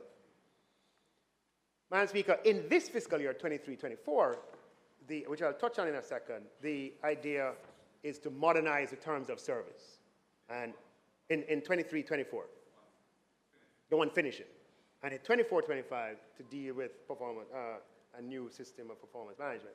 Now, in the process, Madam Speaker, you know, there's no precedent for this, all at the same time restructuring of compensation.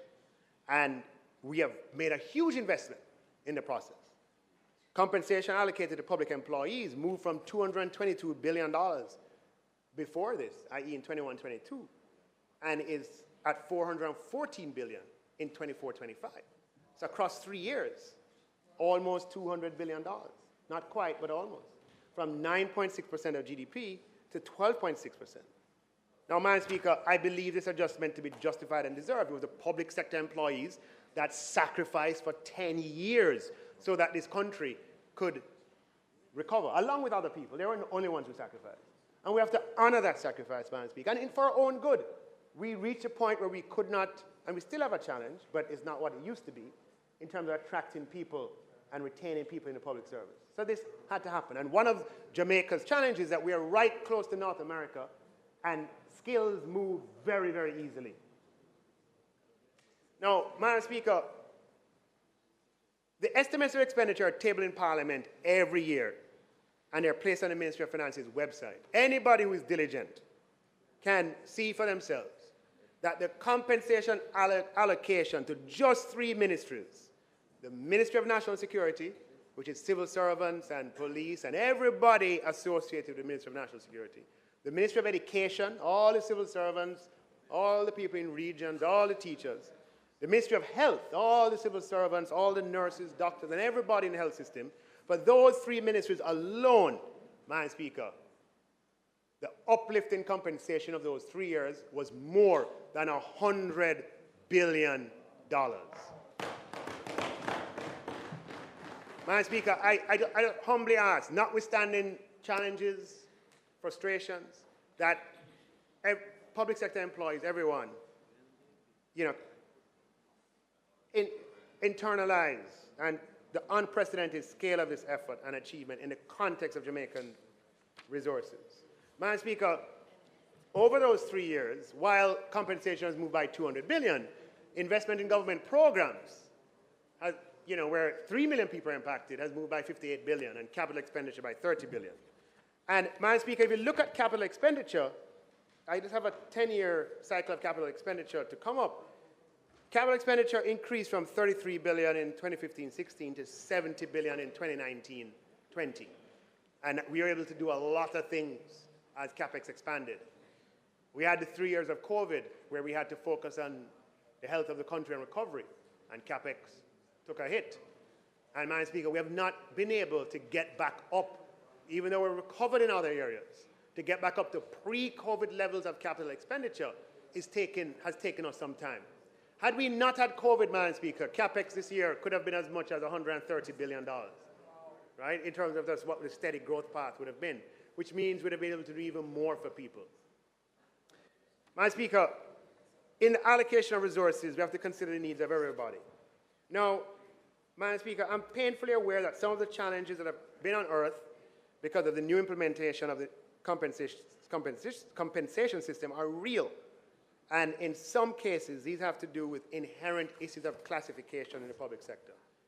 For example, there are genuine anomalies that were created that affected some classification groups, and we have a panel of classification experts currently reviewing those anomalies. And their work will be completed by the end of this month, and corrective actions to be implemented before the end of the first quarter in the fiscal year. Another pain point, Madam Speaker, is that the appointment of officers acting in a higher post, unintended consequence, where on appointment, that officer receives less pay because they're appointed on the first point of a salary band. Not at all the intention, definitely frustrating for the employee and frustrating for us. Minister McKenzie brought me a case the other day, advocating on behalf of an employee in his ministry. We feel the pain too. We understand. Minister McKenzie called me on the phone and wouldn't stop. Somebody in his ministry, there's an anomaly where they were acting in a position, and once they were confirmed, the pay went down because of this thing that we have to correct.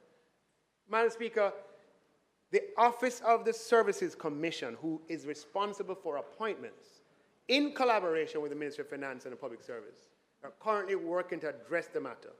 And I expect that by the end of April, this too will be corrected for the affected persons.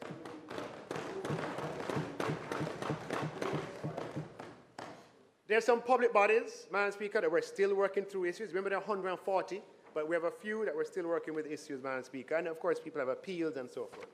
Now, for the second year, which is the 23-24 year, which is completing, what the work plan was, Madam Speaker, was to put in policies that focus on streamlining benefits, Madam Speaker. Because what we have across the public service is that we have allowances for the same purpose and rates and conditions for payment that are different across the public service. I want to give you just 2 examples. Payment for work done outside of normal working hours. There are several ways in which public officers are compensated for this. Weekly paid staff are paid overtime at the prescribed rates. Other categories of staff get something they call a duty allowance, or an honorarium, or a special allowance. And in some cases, the only compensation done for work outside of normal hours is a supper and taxi allowance or refreshment allowance. Now, what this means, Madam Speaker, is that in some cases, there are two groups of employees, both required to work overtime. One group works overtime routinely, and therefore they got a duty allowance. One group works overtime every now and again. But when the one group works every now and again, they don't get compensation.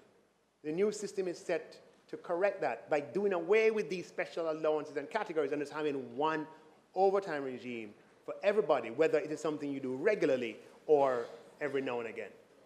Now, Madam Speaker, even though we've had this duty allowance regime for a long time, people who are on it want the regime to be updated. And we set this year to do it, and they want to see it done, and they are right. You know, every time I go to OPM and the Cabinet Office, there are some people who work in the protocol staff there. These are the people who put on functions for the Prime Minister and for the government. Have to work long hours into the evening, right? Yes, have to work like some of your people too. Long hours into the evening. And these are some of the people who are on duty allowance. Every time they see me, Minister, when are we going to transition to the new regime?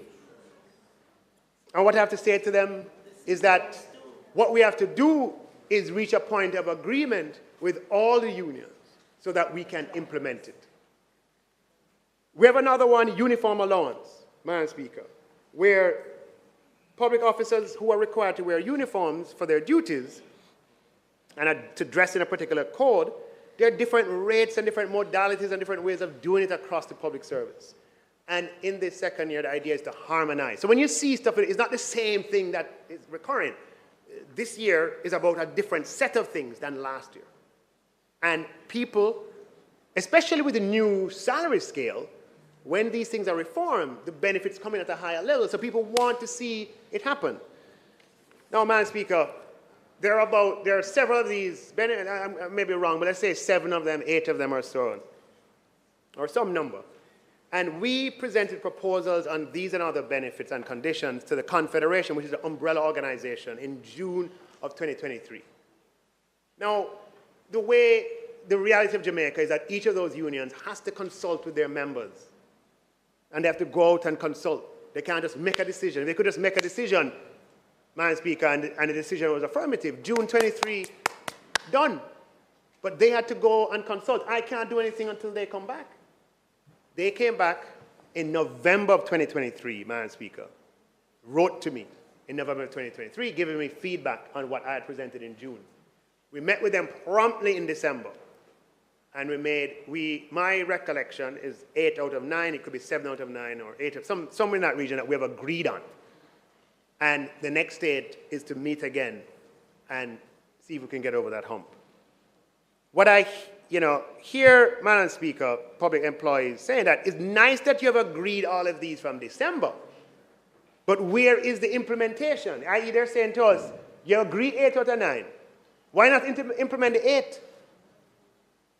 And, Madam Speaker, in planning the fiscal affairs of the country, being accountable and responsible to all the people of Jamaica, I've been simply seeking to get full sight of all the costs before moving forward with implementation. And this is, i.e., from December, i.e., I waited from May to November, right? But since December time, I've been waiting for them to come back because I want to have full sight of all the costs before I go ahead. Because otherwise, what could happen is that the numbers get ahead of us. Now, they rightfully and respectfully can have another point of view. And I can respect their point of view, Madam Speaker. We can sit down and talk about it in the interest of our highly valued public sector employees. In the third year, we're addressing performance management, and I'll say more about that later. Madam Speaker, employment and contract, I indicated last year the government will be addressing it over 3 fiscal years. That's the thing, we've had this for 30 years. But everybody heard me, it's taped on TV. I said we're going to do it over 3 fiscal years. We cannot, it's not humanly possible to deal with a problem that's been around for 30 years and to do it overnight. The important thing is that we're making progress and that people are being brought on, Madam Speaker. And I've given you examples already that in the Ministry of Education, Minister Favour Williams has done huge work because the Ministry of Finance can't do it alone. It takes the policies of the Ministry of Finance, the implementations of the line ministry. Right? So we have to work in collaboration. And with Minister Favour Williams, 8,000 contract workers became permanent, Madam Speaker. In the Ministry of Health, we've been able to work with Minister Tufton. And we created 1,600 posts, and they were able to, Minister Tufton's ministry, get 1,400 doctors who are on contract now permanently employed in the system. Significant boost to the healthcare system. Working with the Deputy Prime Minister. Deputy Prime Minister, there are 1,100 contract workers in the Ministry of National Security. And working with DPM's ministry, we got them off contract and into permanent employment.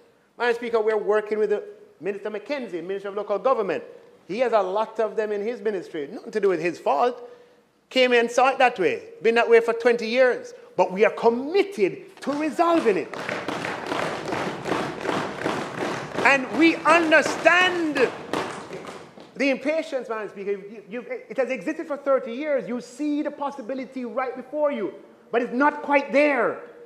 Not quite there. And other people have become permanent. What about me? Madam Speaker, I'm happy to report that working with the Ministry of Local Government, we're working with the municipal corporations. And we have a timetable agreed with the Ministry of Local Government, Ministry of Finance, and the unions who represent them, that early in the new year, the people who work for municipal corporations, Madam Speaker, and we have to go through a process. Let me not talk before the time. But what we're saying is we're working on it, and in the new year, it is going to be addressed, Madam Speaker. But the municipal corporations have to do their part. We can't do anything if the municipal corporations do not provide the data that is required to the Ministry of Local Government in time. The policy is clear. The government wants to make them permanent. But it needs collaboration across the system to make it happen. Madam Speaker, we had rationalization of public bodies, and we had 180 public bodies. That's the fifth pillar of public sector transformation, down to 140. Now, I just want to address a little emotive issue. I don't want to spend too much time on it, but Madam Speaker, we accept the criticism with respect to salaries of parliamentarians and, Madam Speaker, etc. But I just want to, it's important that we dialogue with facts and that facts are available. It's public information, it's in estimates of expenditure, which is on the website of the Ministry of Finance, that the compensation of employees paid by the House of Parliament, which includes not just parliamentarians, but includes senators, it includes all the administrative staff who work at Parliament, all the ancillary staff, the persons who are assigned here, the people who work on the 4 floors or 3 floors? 2 floors, the people who work on the 2 floors upstairs, 3 floors in all, right? Everybody, the drivers associated with MPs and so on, for all of that group, Madam Speaker, compensation, and it's all moved in 2021-22 to 24-25, including members of the opposition, members of the government, moved, Madam Speaker, by $1 billion between 21-22 and 24-25. In the context of the $200 billion, I'm just throwing it out for full transparency. It's public information. Everybody paid by Houses of Parliament, which we can get updated figures to how many people those are, Madam Speaker. That is how compensation has moved. Now, I just have this schematic. I don't intend to dwell on it for too long, but this is a schematic representation of the establishment of salaries for the political directorate. We're applying existing principles that have been in place for nearly 30 years, that ministers' salaries are $52 more than permanent secretaries. When you look at the first scales, just a schematic representation, and you have the permanent secretary level, the Minister of Finance, not Minister of Finance, the Ministers of Government were put from 1986 at the top of the permanent secretary scale. So if you have a scale, you go all the way to the right of the permanent secretary scale, and that is how ministers of government have been paid for the last 30 years. Except that I'm way below. Except that the Prime Minister, you have to, I have to point that out. we have to find out where he I'm is. at Him, least 3 him is rounds just below. all, no, him is all the way in the middle. Don't worry. Yeah. Don't worry. Where are you? Where are you? Where are you? You're above it. You're above it. You're above it. Say anything you want to say. You're above it. Yeah. So, Madam Speaker, when you look at the existing scale and the new scale is higher than the one that existed before. But the relative position of the Minister of Government is at the same, the relative position is the same. The Permanent Secretary scale and all the way to the right. Now, Madam Speaker, outside of a new commission, it's principle-based. We're applying the same principle. Right. No, I'm just saying it. Yes. We're just putting it out there. We understand and we accept the criticism. Moving on, Madam Speaker. The Student Loan Bureau continues in its mission to provide financing to students pursuing tertiary level studies across 34 approved institutions. Madam Speaker, the lifetime economic value of a university education as compared with leaving high school and immediately joining the workforce is immense. Yet, Madam Speaker, I have met too many young people in my constituency alone, and I'm sure that's replicated throughout this House, of people who possess qualifications for university, who opt not to go on account of challenges with finances. Madam Speaker, it pains me every time I encounter one of these cases.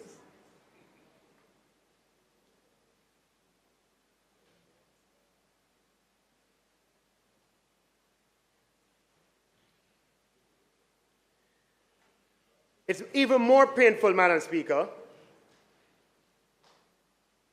because we have a well-capitalized institution, the Student Loan Bureau, set up to provide financing to students seeking tertiary education. And many Jamaicans in positions of leadership have used the products of the Student Loan Bureau to get ahead in life. The current managing director of the Student Loan Bureau is herself a former customer of the Student Loan Bureau. Madam Speaker, not everybody was born with the capacity to finance themselves through university. I didn't want to say gold spoon, but I can't bother with that. I don't want to bother with that. Madam Speaker, the most honorable Prime Minister has publicly volunteered that he too is a former customer of the Student Loan Bureau. The Minister Morgan is a former customer. Minister Bartlett, former customer of the Student Loan Bureau. The Student Loan Bureau works, Madam Speaker. Over the past few years, we have made changes in how the Student Loan Bureau is accessed and the results. In the 2022-23 budget, we removed the requirements for guarantors to be provided for applicants who are wards of the state. Within the 12 months of that policy change, as I said last year, the number of wards of the state increased by 100% from 46 to 98.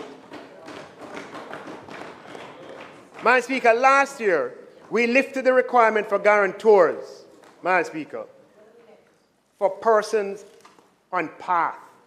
For the last 12 months, the beneficiaries accessing student loan who are on path jumped from 192 the previous year to 547, and the year is not done yet, Madam Speaker. 185% increase. Jesus. Madam Speaker, in the face of this staggering evidence as to the inhibiting effect of the requirement of a guarantor, how do we keep it? I want to share with you a true story, Madam Speaker. The day before the local government election, I met a member of my constituency.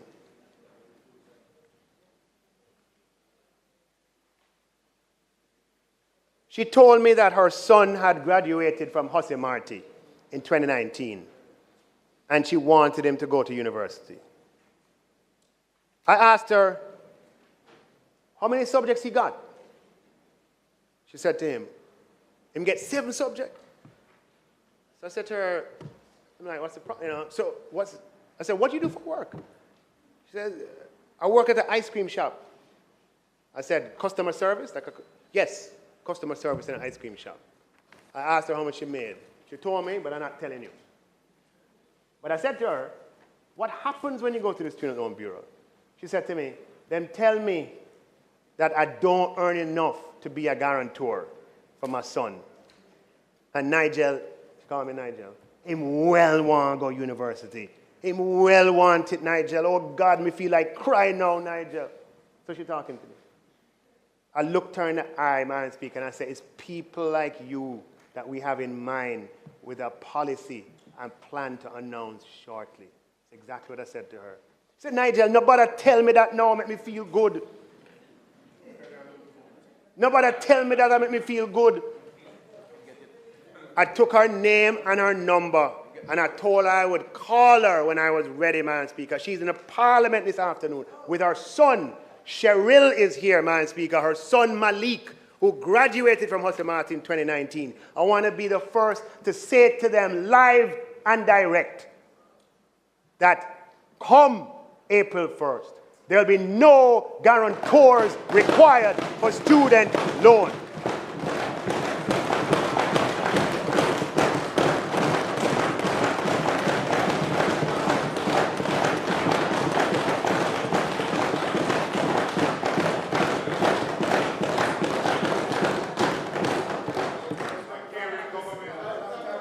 Madam Speaker, under this policy, Malik will be the first in his family, the son of an ice cream shop customer service rep, to go to university because of the policy change that I'm talking about today.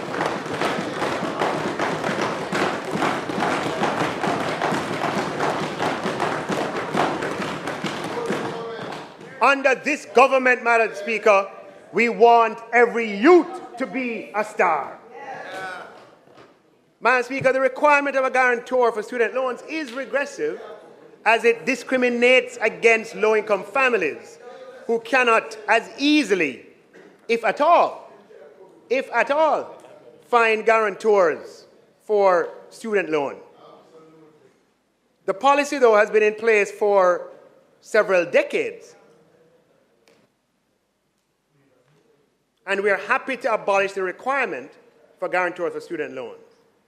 Madam Speaker, from copious amounts of data, even with high delinquency rates, very rarely are payments actually made by guarantors. In all but a few instances, guarantors have served the purpose of locating students. Madam Speaker, we anticipate that by the time the first batch of students graduate who have benefited from this policy, the National Identification System, or NIDS, will be a reality. We will not need guarantors to find people anymore. Now, we signaled, Madam Speaker, that this was under consideration with our changes in the guarantor requirements. But it was important to demonstrate to skeptical people in the public, it's public's money, what the effect would be. So we did it with all other states. We got a 100% increase. Did it with path guarantors, got a 185% increase. Now, Madam Speaker, the evidence is crystal clear that this is the right policy.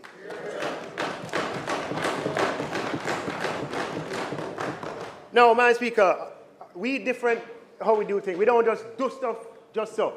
We take into consideration lots of details. Since inception, the Student Loan Bureau uses a very tiny fraction of repayments to make provisions for loss of life of the borrower. And this fund was actually assessed and found to have more than $1 billion in excess of what it needs to have to ensure the risk that it has. With this new guarantor policy, we'll move this $1 billion excess from the life insurance reserve, which you don't need in that position, into a new guarantor reserve fund to back this new policy. Everybody can say remove guarantor. When we do it, Madam Speaker, we do it in a sustainable way. We're not doing it for no popularity contest. We're doing it to benefit the people, but we're doing it in a way that the taxpayer is also protected.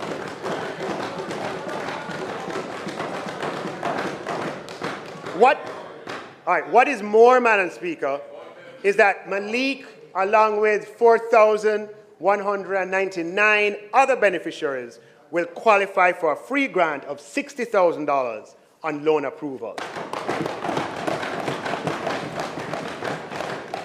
4,200 grants of $60,000 each will be available to low-income applicants of the Student Loan Bureau.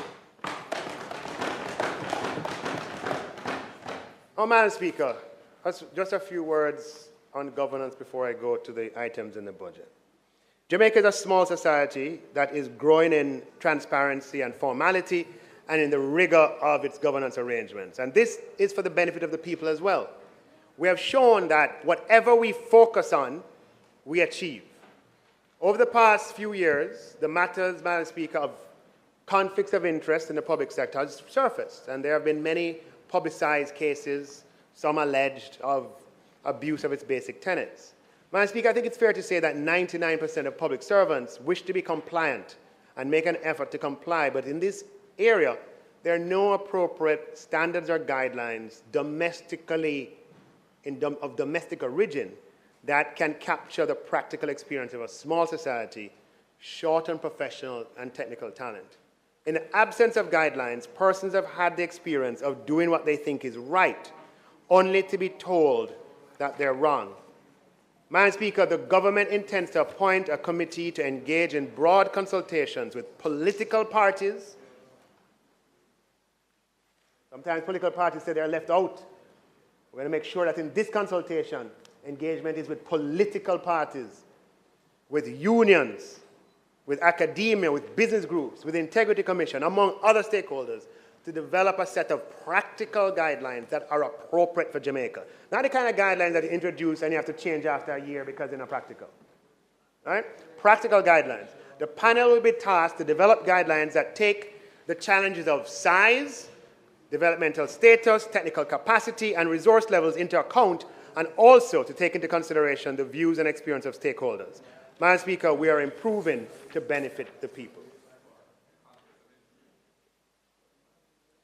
Madam Speaker, I turn now to the government's budget. The central government budget, Madam Speaker, is $1.3 trillion, comprised of non-debt expenditure of approximately $850 billion and debt expenditure of $491 billion. The non-debt expenditure is $442 billion for compensation of employees, some of which is employer contributions, $327.8 billion recurrent programs, and capital expenditure of $80 billion. Madam Speaker, captured in the $442 billion are provisions to facilitate implementation of the third and final year of the new 16-band structure.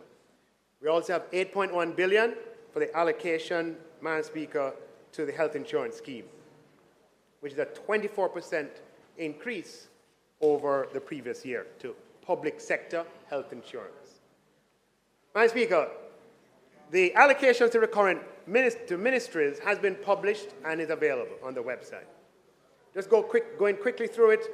Minister Olivia Babsy-Grange, veteran minister, would like all Jamaica to know, Madam Speaker, and she asked me specifically to do so, that the necessary funding of $120 million has been included in the budget to complete the rehabilitation of Jam World and Fort Rocky as fully functional 24/7 entertainment zones. Minister Grange is a strong advocate and wants musicians to have spaces where they can earn their livelihood in peace and where Jamaicans have the opportunity to enjoy reggae music in peace. Madam Speaker, Fort Rocky is in Kingston. True? Fort Rocky, Minister Green, is in Kingston. It's in Kingston still.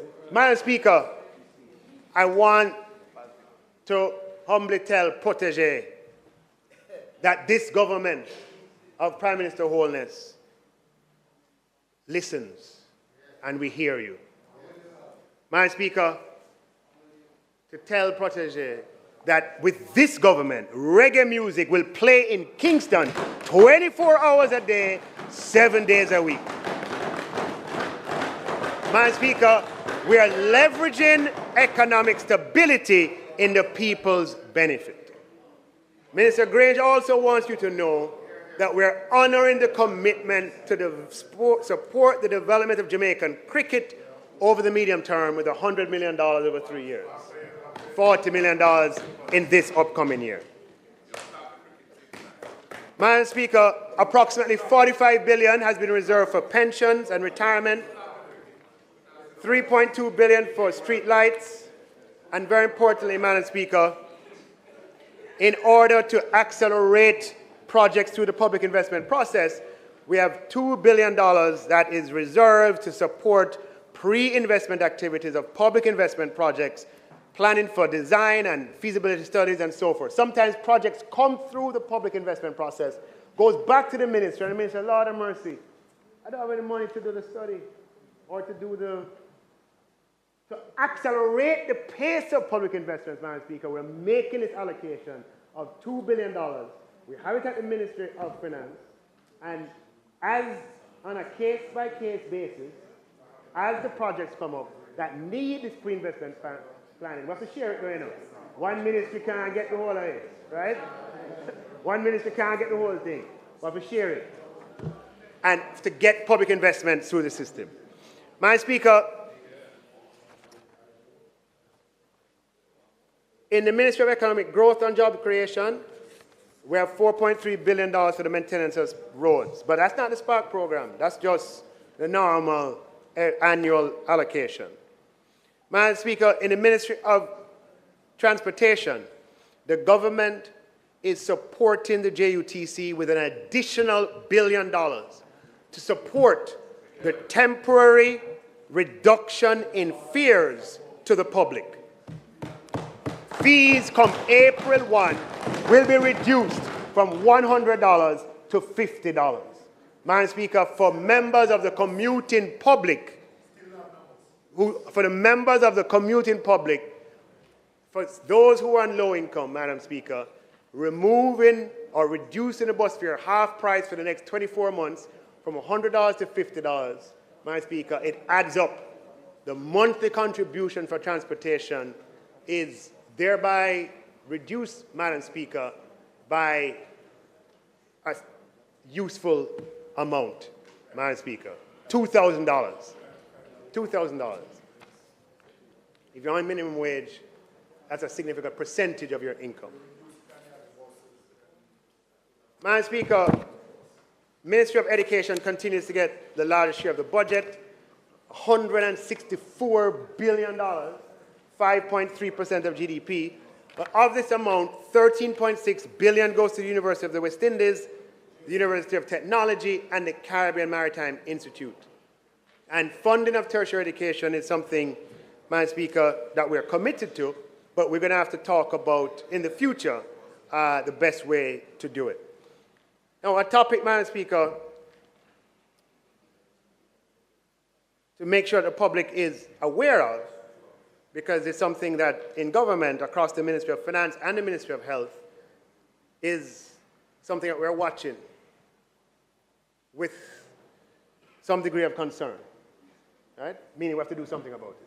And that is the increase in pharmaceutical and medical supply costs over the past few years, where it's gone from $8.8 billion to $19.7 billion over 3 fiscal years. And you don't need to be a rocket scientist, Madam Speaker, to know that if you're to project this kind of rate forward for the next 3 years or 4 years, then you could end up in something unsustainable. Now, the Minister of Health has long sounded the alarm. This is a sign of a good thing, that the ministry is having more efficient pharmacies, and so people are able to get processed quicker and get served. But We are working together, supported by the World Bank, on a public expenditure review, and once that is done, the Ministry of Finance and the Ministry of Health have to work in tandem over the medium term. There's nothing that can happen tomorrow to discuss some of the ways in which we can address this challenge. And Minister Tufton has already put forward some ideas, and we just have to make sure that we can do these things in a sustainable way. But by the time that comes around, we want the public to be aware of the challenge that we're trying to solve. So this is just sowing the seed by putting the information out there of this challenge that we have. Madam Speaker, we're increasing the allocation to PATH by approximately 30%, or over $2 billion. Madam Speaker, for those who are most vulnerable in our society, the overall allocation, Minister Charles will detail exactly how that is used, but the headline goes up by 30%. We're increasing the allocation to social pension, Madam Speaker, by 64%, from $409 million to $672 million. Again, Madam Speaker, focusing on those vulnerable members of our society. The CAPEX program for the government of Jamaica is tabulated at $80 billion, Madam Speaker, and this year I'm very pleased by the fact that one of the highest allocations is to the Ministry of Health, $11.5 billion, Madam Speaker, to support the construction of 3 hospitals at the same time. Now, you tell me,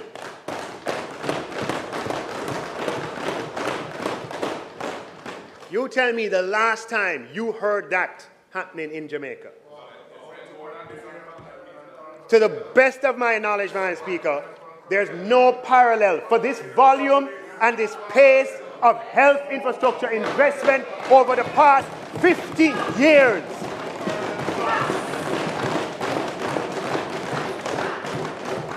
This, Madam Speaker, and it takes work to get that done. Minister Tufton has put a lot of work in. $3.4 billion, Madam Speaker, to construct the Spanish Town Hospital, to commence civil works at Greater Portmore and St. Jago and Old Harbour Health Centres. $5.8 billion for the finishing up Cornwall Regional Hospital, Madam Speaker, and $800 million to facilitate ongoing activities in the construction of the Western Adolescents Hospital, Madam Speaker. And of course, the UWI project, Madam Speaker, for which the Prime Minister and the Minister of Health broke ground, is allocated $481 million. We're going to have a modern, 6-story hospital on the UWI grounds, Madam Speaker, something that we have never thought possible before. And you know, I said 3 hospitals, but it's really 4.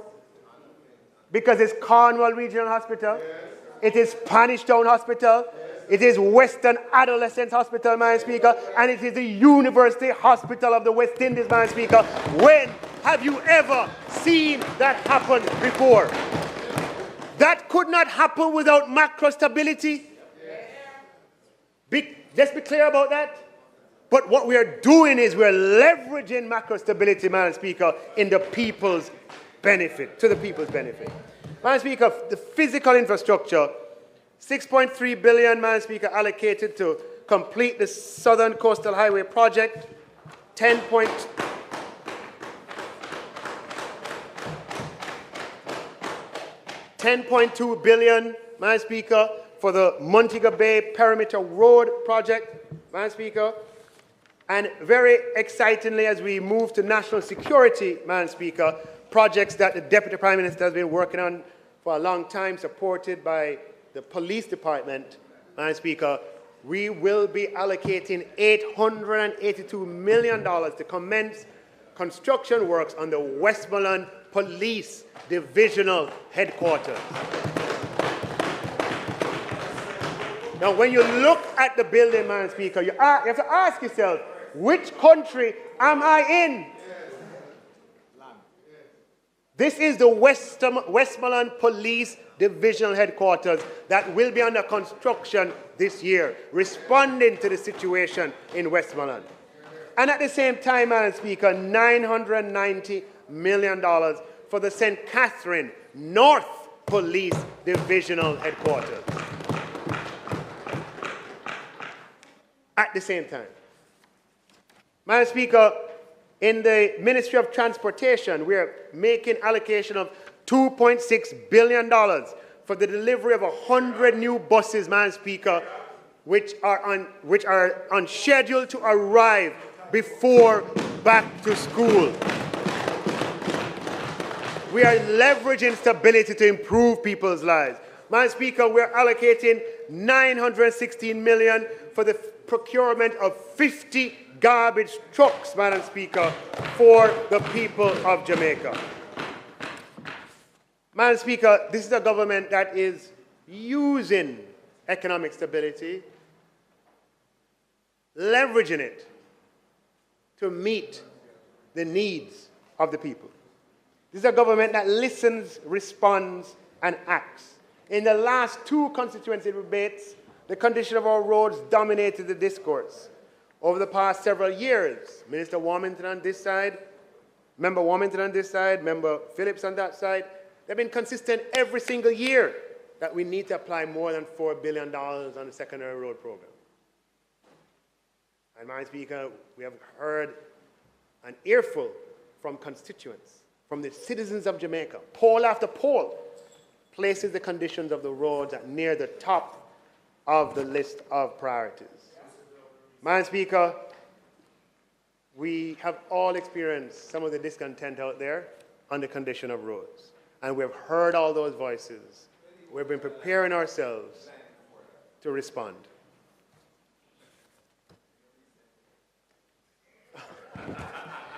Madam Speaker, this is a government, Madam Speaker,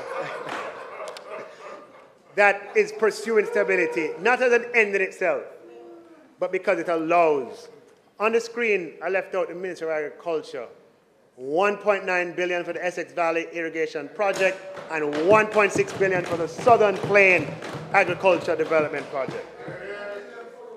Madam Speaker, last year, in my budget presentation and the Prime Minister's budget presentation, we shared the shared prosperity through Accelerated Improvement Program, SPARK. And we said, from then, a $40 billion allocation across 2 fiscal years. There's never been a larger road rehabilitation program financed with Jamaica's funds. Madam Speaker, we spoke about it last year, and I'm pleased to announce that we have made the allocation this year. In the capital budget, we have allocated $20 billion for the implementation of the SPARK program to address the conditions of roads in Jamaica. The Most Honourable Prime Minister will provide further details on the project. Now, Madam Speaker, we are absolutely serious about leveraging the hard-earned stability Jamaica enjoys for the benefit of the Jamaican people. In addition to the above, Madam Speaker, we have an allocation expecting new public investments to be approved for implementation during the year. But to give us the best chance of executing capital expenditure at the budgeted level, as I mentioned, we'll be revising, amending, optimizing our procurement and public investment processes. We won't stop there in attempting to maximize the use of CapEx space. What we'll also do is to develop a portfolio of public investment projects above and beyond the aggregate allocation, Madam Speaker, for the year. This gives us the option of substituting, you hear what I said? Substituting in the event a public investment project execution falls behind. So I want to say, you hear what I'm saying?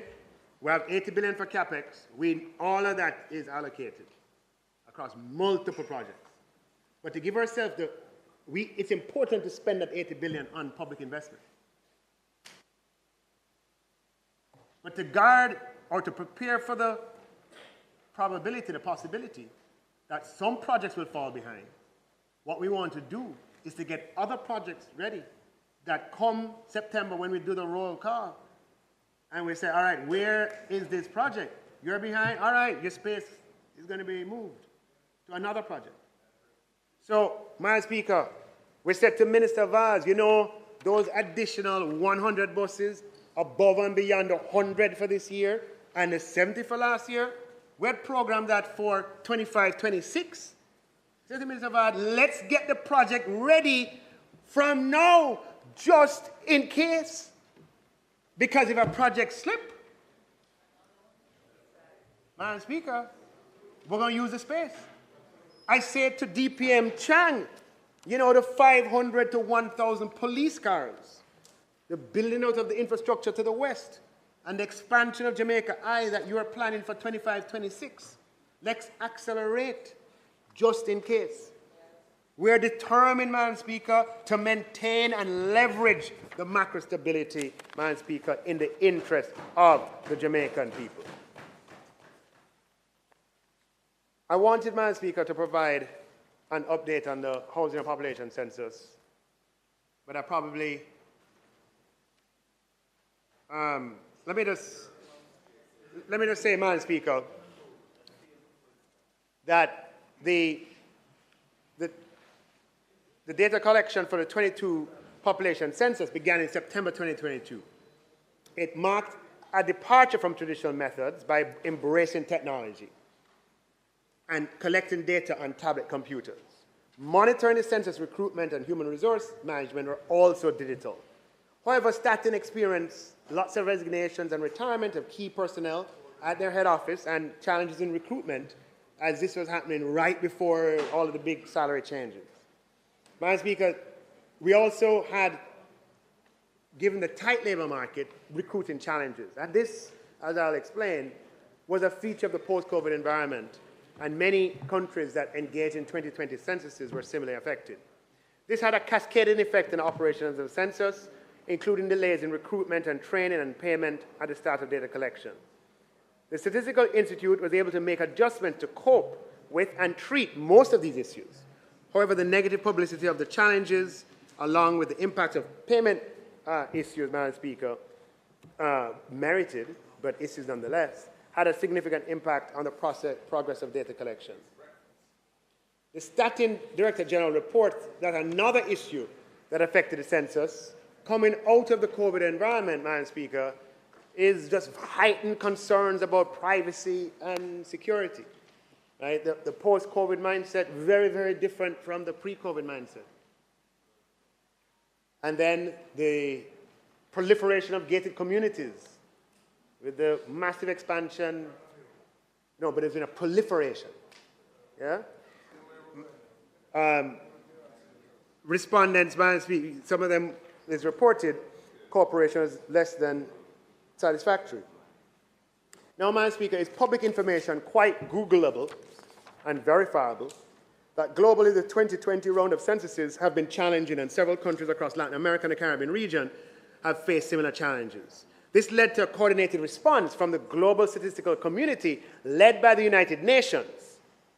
So the United Nations Statistics Division is involved, which implemented strategies in response to the issues faced by the 2020 rounds of censuses. And this includes new methodological guidelines for assessing undercoverage, enhanced technical support for small area estimation, and several workshops on assessing data quality. Staten has been involved in several of these initiatives at the global and regional level and has hosted one technical assistance mission. Madam Speaker, the census started on a phase basis in September 2022 and was expected to last 4 months. However, the data collection was extended with face-to-face data collection by contracted census workers ended in December 2023 for reasons mentioned earlier. Madam Speaker, although this extended data collection is unprecedented for Jamaica, as I said, it's a feature globally of the 2020 round of population and housing censuses. Unlike previous census rounds, data collection in most countries has exceeded 6 months and has been extended well beyond a year, even for countries with smaller populations. Madam Speaker, the focus of Staten during the latter part of 2023 was to rapidly ramp up data collection. We're now in the post-enumeration phase and post-data collection survey, Madam Speaker, using the web and in-field work. The extended data collection and short form, Madam Speaker, will introduce some challenges, Madam Speaker, but this is a necessary compromise as we seek to preserve the most important aspects of the census. And Staten is receiving the technical support from the United Nations Fund for Population Activities, the Latin American Caribbean Demographic Center, and the Statistical Division of the Economic Commission for Latin America, regarding these concerns, i.e. there are global standards that have emerged for dealing with the issues that countries have faced under the tight labor market conditions, the privacy concerns that have been common across countries over this time. Now, Madam Speaker, the payment of, there have been census workers who have complained of not being paid, Madam Speaker. Every one that's brought to my attention, I have brought to Staten, and some go there directly. Madam Speaker, we live in a country of rules and laws, and payment for work done is based on approval of the census questionnaires by Census HQ. And Madam Speaker, Staten has pointed out that, as outlined in a training manual and several correspondences sent to census field staff, the questionnaire approval process includes approval by the census supervisor and a second review by persons at HQ. Without those, Madam Speaker, it cannot lead to payment. This allows for checks and balances to ensure the quality of the data, Madam Speaker. And a very important component, a technical term, is submission of the census worker of the visitation record. And in many instances, that has been outstanding. In fact, most issues have been as a result of outstanding visitation record. Madam Speaker, use this forum, this platform, to say to census workers that Staten is willing, available, and able to make payments. It is a creature of laws. It's audited by the Auditor General. The visitation record has to be completed for those that are outstanding, Madam Speaker. And there is an email address, censuspaymentqueries@statenja.gov.jm. That is censuspaymentqueries@statenja.gov.jm for any person to register their concerns. Now, Madam Speaker, I want to say a word on the Financial Investigations Division, Madam Speaker. The FID is a department of government in the Ministry of Finance that collaborates widely with the security apparatus and is responsible for certain legislation like the Proceeds of Crime legislation and other pieces of legislation for implementing it. The Asset Recovery Agency in FID is responsible for the management and disposal of restrained and forfeited assets. These assets, I want to hear me on this one. This is not information that is regular in the public domain, but as we seek to maximize for the people's benefit, we're going to have to find solutions to these issues. Assets that are derived from investigations, Madam Speaker, utilized in civil or criminal procedures pursuant to POCA, are held by FID, and it exercises responsibility under the Sharing of Forfeiture Property Act in managing properties that are restrained and forfeited in keeping with a foreign forfeiture order registered in Jamaica pursuant to the Mutual Assistance Treaty. Upon the completion of disposal of foreign forfeited properties, the net proceeds are shared between Jamaica and the foreign country 50-50 after the department recoups its expenditure. Currently, Madam Speaker, the department manages a portfolio of 118 real properties with a combined market value of $2.6 billion. 67 properties with an estimated market value of $2 billion have been forfeited by the courts. Of the 67, 26 with an estimated market value of $687 million are the subject of foreign forfeited orders, and the proceeds of any sale will be subject to that 50-50 sharing arrangement. The remaining 41 properties at $1.2 billion were forfeited pursuant to the Domestic Proceeds of Crime Act. Now, Madam Speaker, numbers might get a little confusing, but the message I want you to hear is that there's a lot of property that's been seized that is under the jurisdiction of FID, Madam Speaker, and I want to tell you the challenge that is faced, and we need to do something about it because these are resources that belong with the Jamaican people. Madam Speaker, in keeping with POCA, when a property is forfeited by the courts, it's vested in the Crown, the Commission of Lands. And these properties are, the sale of these are conducted by the government on behalf of the FID. The process to sell forfeited properties, Madam Speaker, has a number of steps. You have to obtain a certificate of title, and on request, the government advertises the property by way of sales, bids from the profit, bids from the public, etc. But, Madam Speaker, from 2012 until 2024, spanning several administrations, only 3 properties valued at $108 million have been sold to date. Madam Speaker, this is not acceptable. Our partners who give or grant Jamaica significant resources to assist in our national security effort look at us and say, look, you have all of these assets that you're sitting on, that you're not turning into resources to assist the Jamaican people.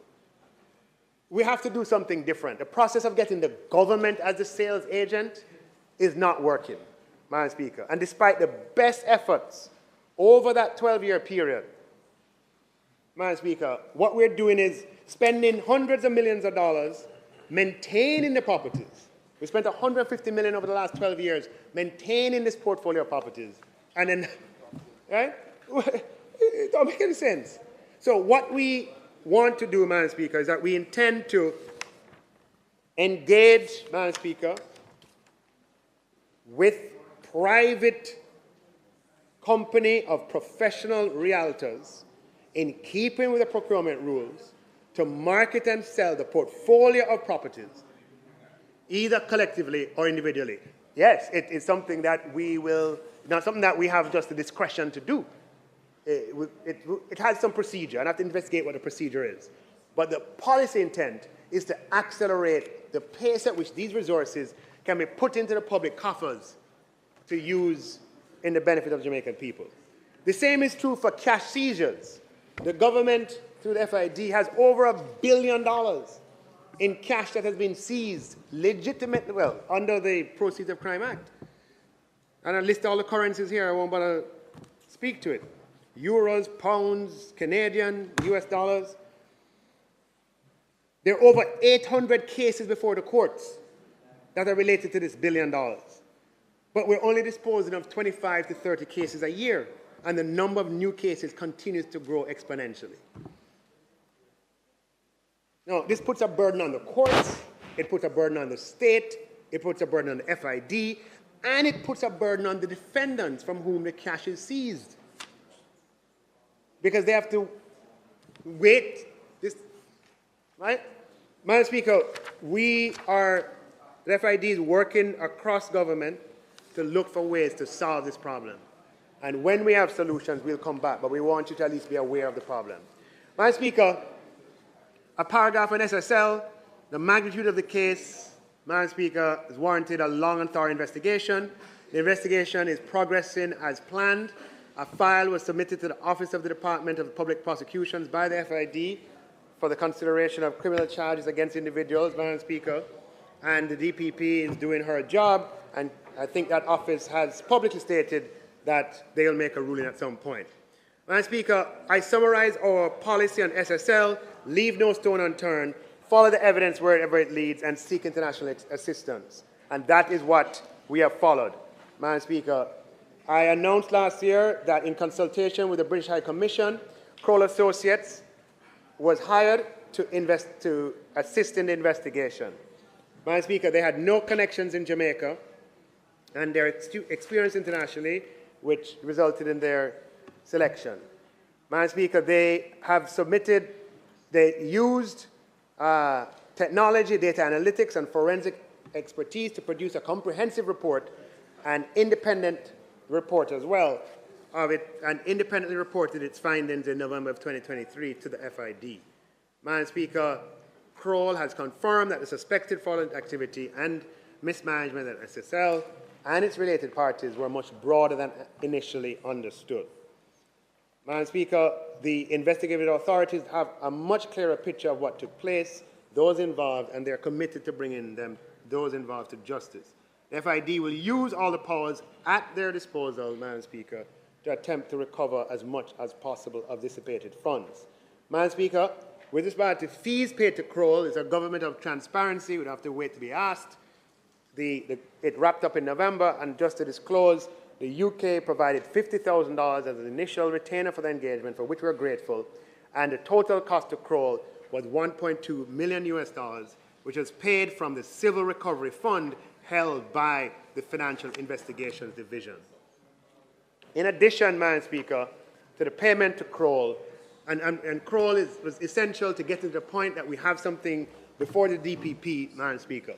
In addition to that, FID transferred 100 million from its civil recovery fund to the consolidated fund as budgetary support, including support for national security.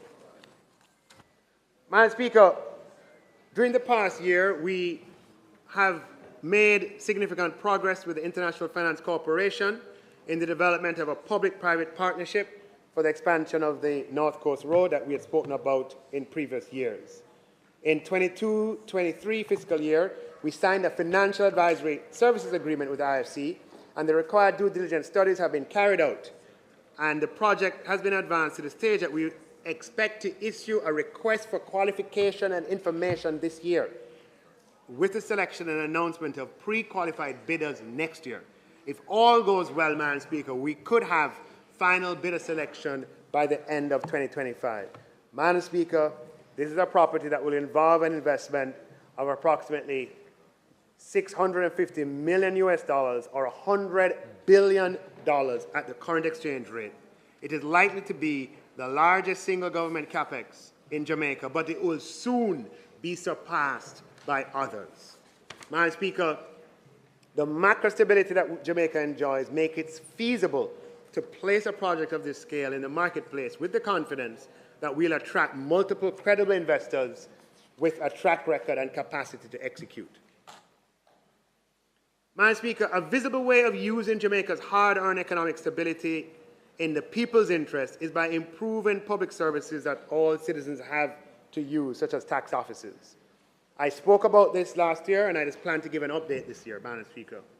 It is because of economic stability that we plan over a number of years, Madam Speaker, similar to the program over hospitals, the program over highways, Madam Speaker, we have a program over tax offices. By 2027, Tax Administration Jamaica is expected to have invested more than $11 billion in capital projects to modernize and upgrade existing tax offices and construct new tax offices across the length and breadth of Jamaica.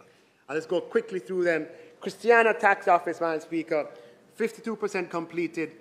Project cost $760 million overall. The Mandeville Revenue Center, TAJ has leased the property.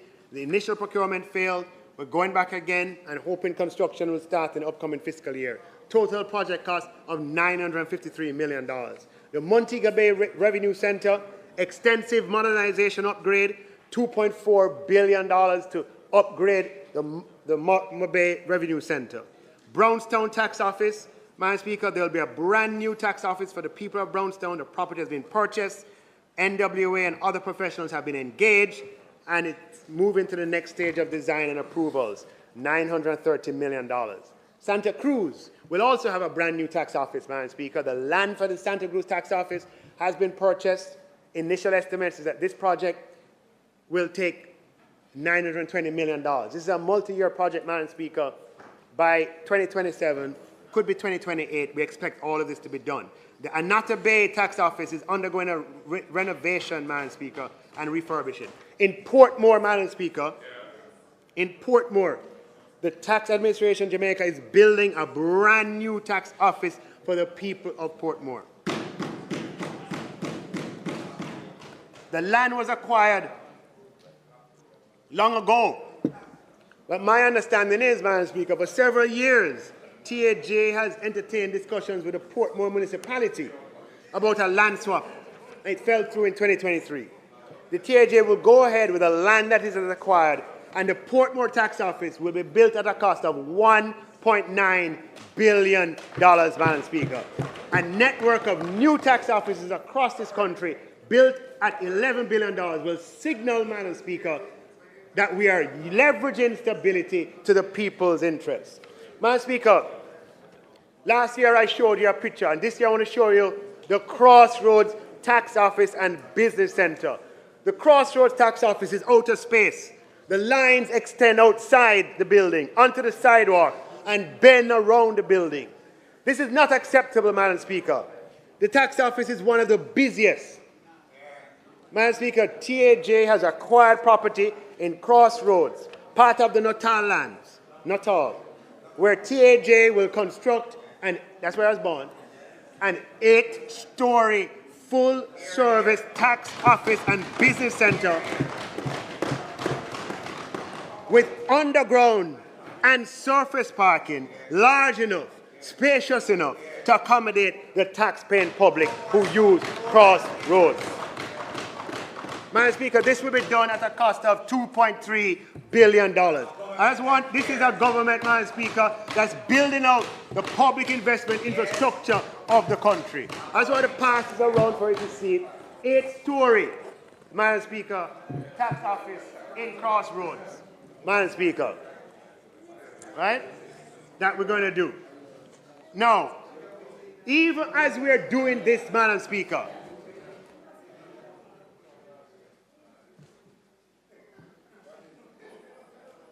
when you look at the picture, you have to say, where in the world am I? This is where in the future you will go to pay your taxes in Crossroads, Madam Speaker. Okay? And this is what we're doing across Jamaica. Now, Madam Speaker, even as we do this, we're working to improve the TAJ portal. On a scale of 1 to 10, user friendliness is probably 7 or less. It's true. True. Madam Speaker, we've heard the complaints from customers, and we intend to ensure in the near future taxpayers have a better experience.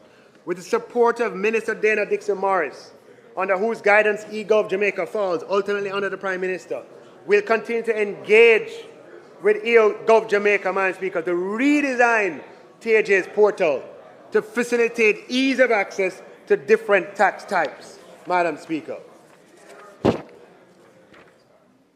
Madam Speaker, the Marcus Garvey Scholarship continues, something we're very proud of. Easily the largest scholarship program in Jamaica.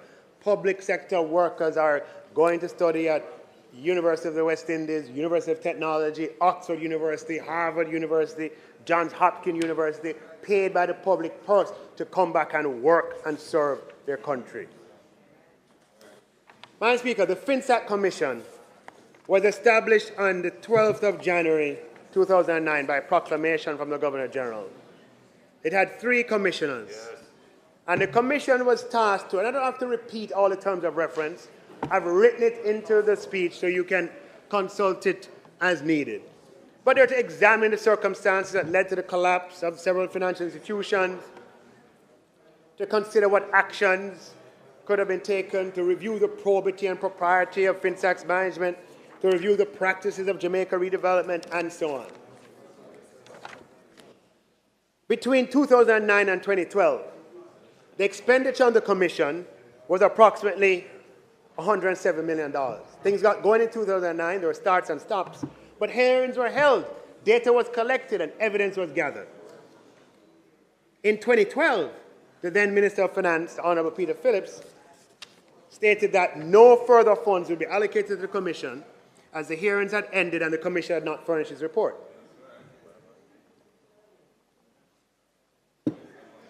There were no allocations in 2012-13 and only $4 million in 2013-14.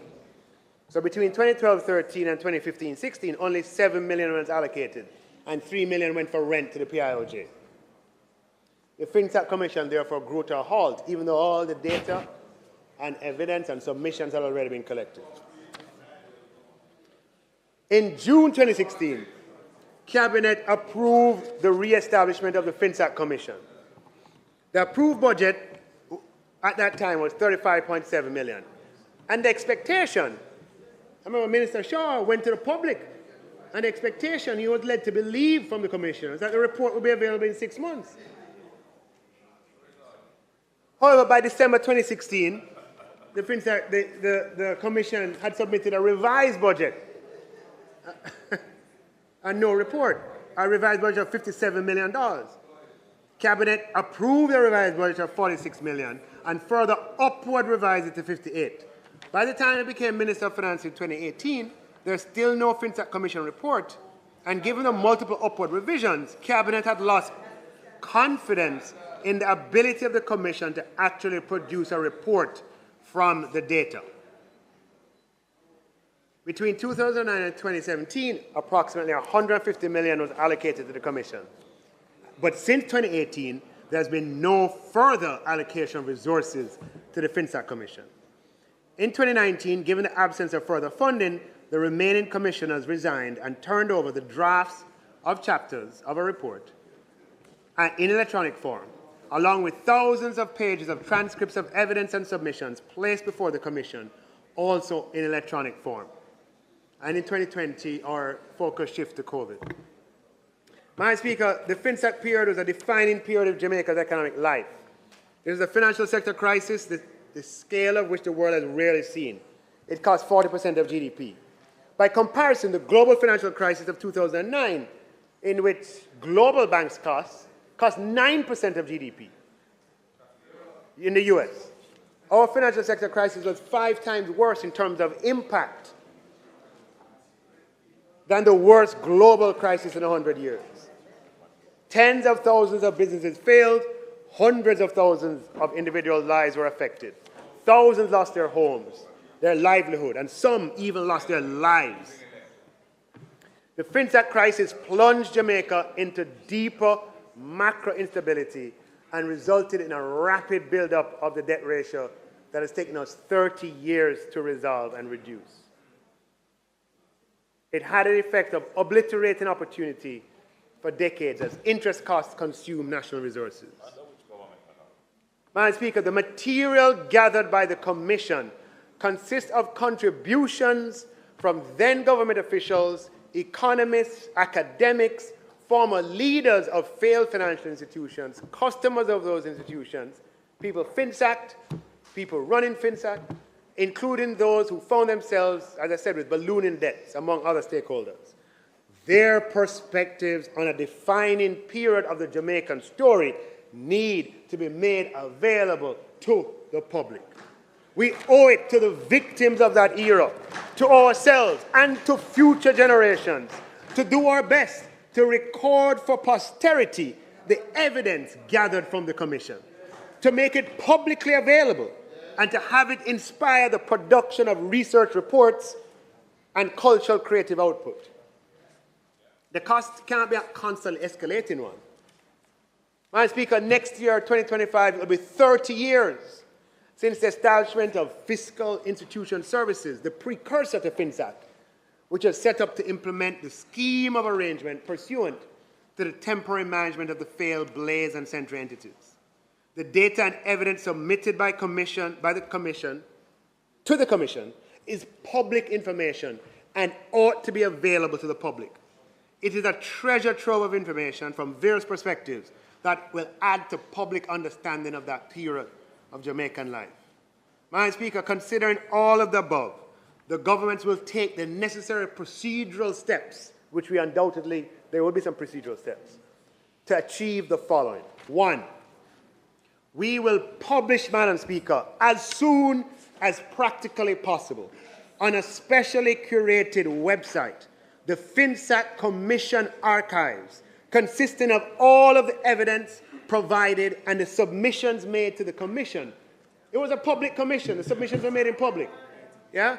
All of this archive data will be put out in volumes, in chapters, in folders, and made available to the public, Madam Speaker, in perpetuity. Never again. On publication of the FinSAC Commission archives, the Ministry of Finance will issue a special call for scholarly research into the Commission archives for the purpose of producing scholarly articles and books. And we'll think very carefully about... No, the Commission doesn't exist anymore. The draft will be as part of the documents. Yeah. Everything that they handed over will be uploaded, as is. Yeah?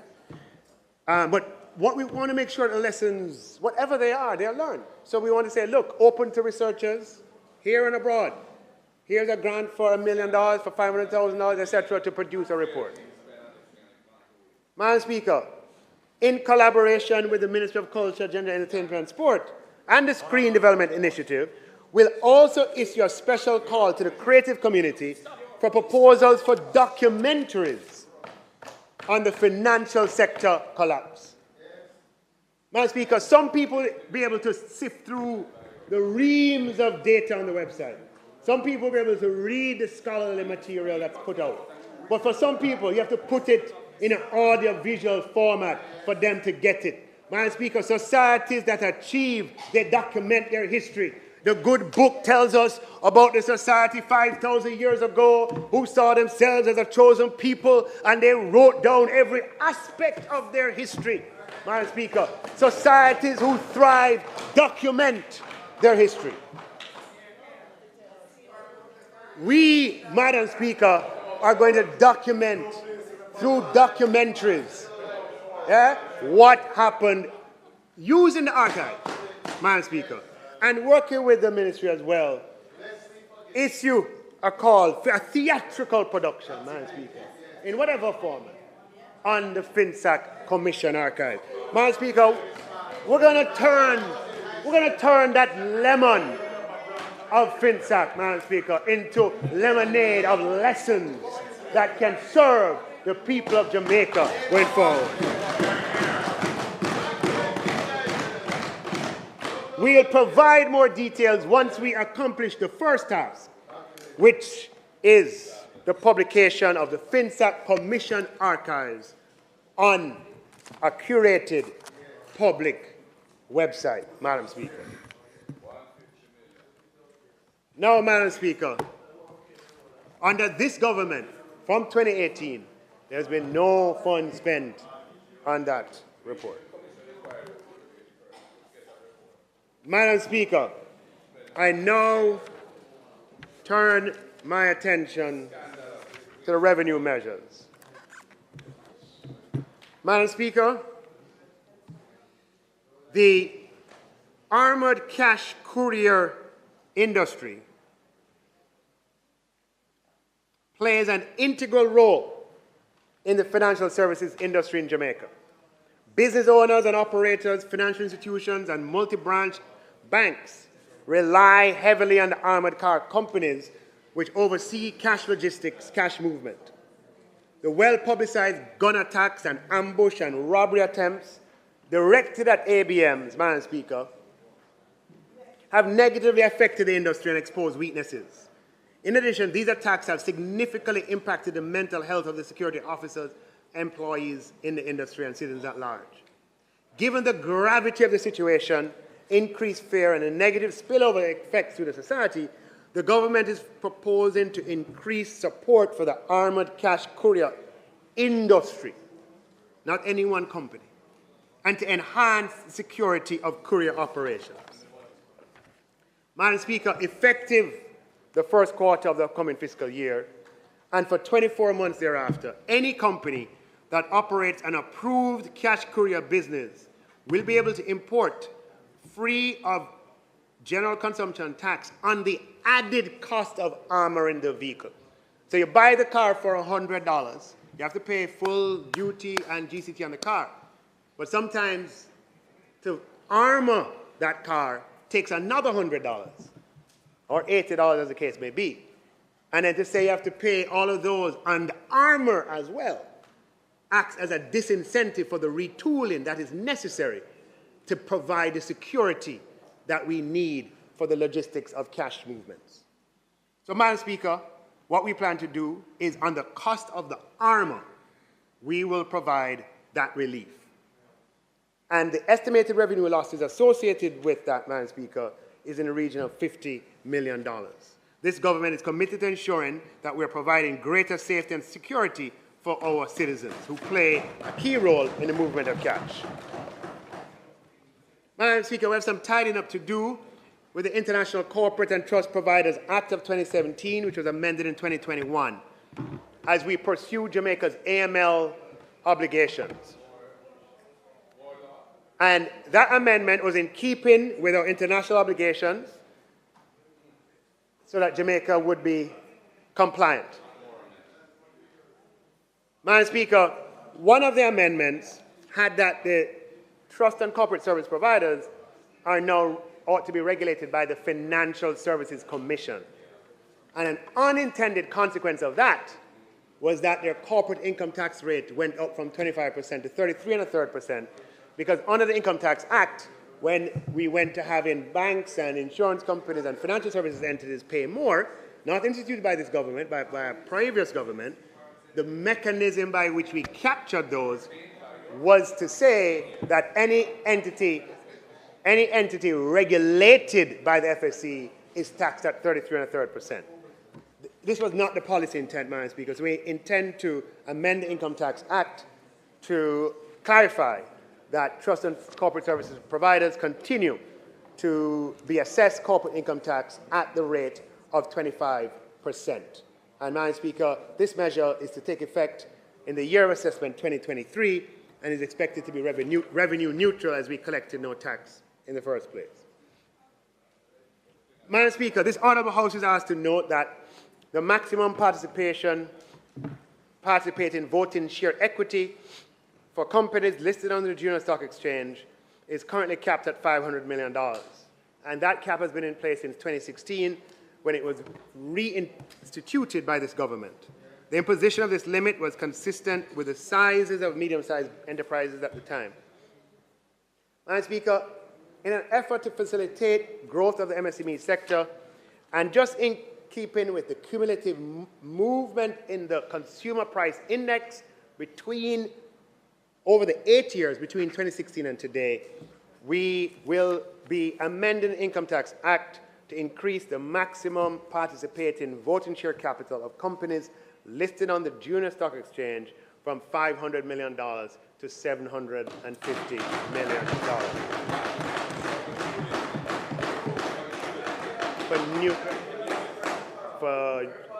Yes, I think it's for new listing, yes. Madam Speaker, the industry has lobbied for this over quite a number of years, and we have listened and listened and listened. And, Madam Speaker, today we are signaling support, Madam Speaker, and moving that threshold from $500 million to $750 million. Madam Speaker, the energy system is highly dependent on imported fossil fuels, primarily oil. Fossil fuels have been the primary source of energy for most of human history, powering industrialization, transportation, and electricity generation. However, their use has significant environmental drawbacks. The finite nature, Madam Speaker,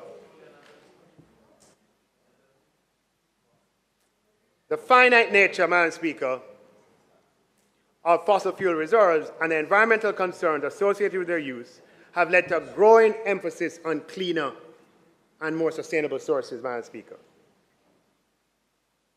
Madam Speaker, the use of fiscal measures to incentivize the energy sector is consistent with a global thrust to reduce dependence on fossil fuels using renewable energy. This continues to be the main objective of the legally binding Paris Agreement. And Jamaica, Madam Speaker, has set a target of 50% renewables in its power generation mix by 2030. Independent power producers, known as IPPs, are private entities that own and operate facilities to generate electricity for sale to the national grid. IPPs invest in generation technologies and recover their costs from the sale of electricity. IPPs play an integral role in ensuring a sustainable energy sector in areas such as solar, wind, and energy.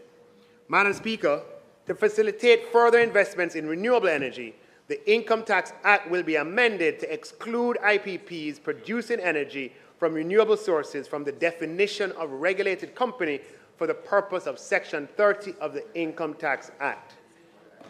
These amendments will reduce the corporate income tax rate for IPPs from 33 1/3% to 25%, Madam Speaker, and it will be limited to IPPs who produce 75% or more of renewable energy from wind, solar, and who are regulated by the offices of Utilities Regulation, Madam Speaker. They will not benefit from the employment tax credit. The objection of the reduction in the corporate income tax rate is to promote growth of the renewable energy sector, to reduce greenhouse gas emissions, and to ensure energy independence. That's an economic matter.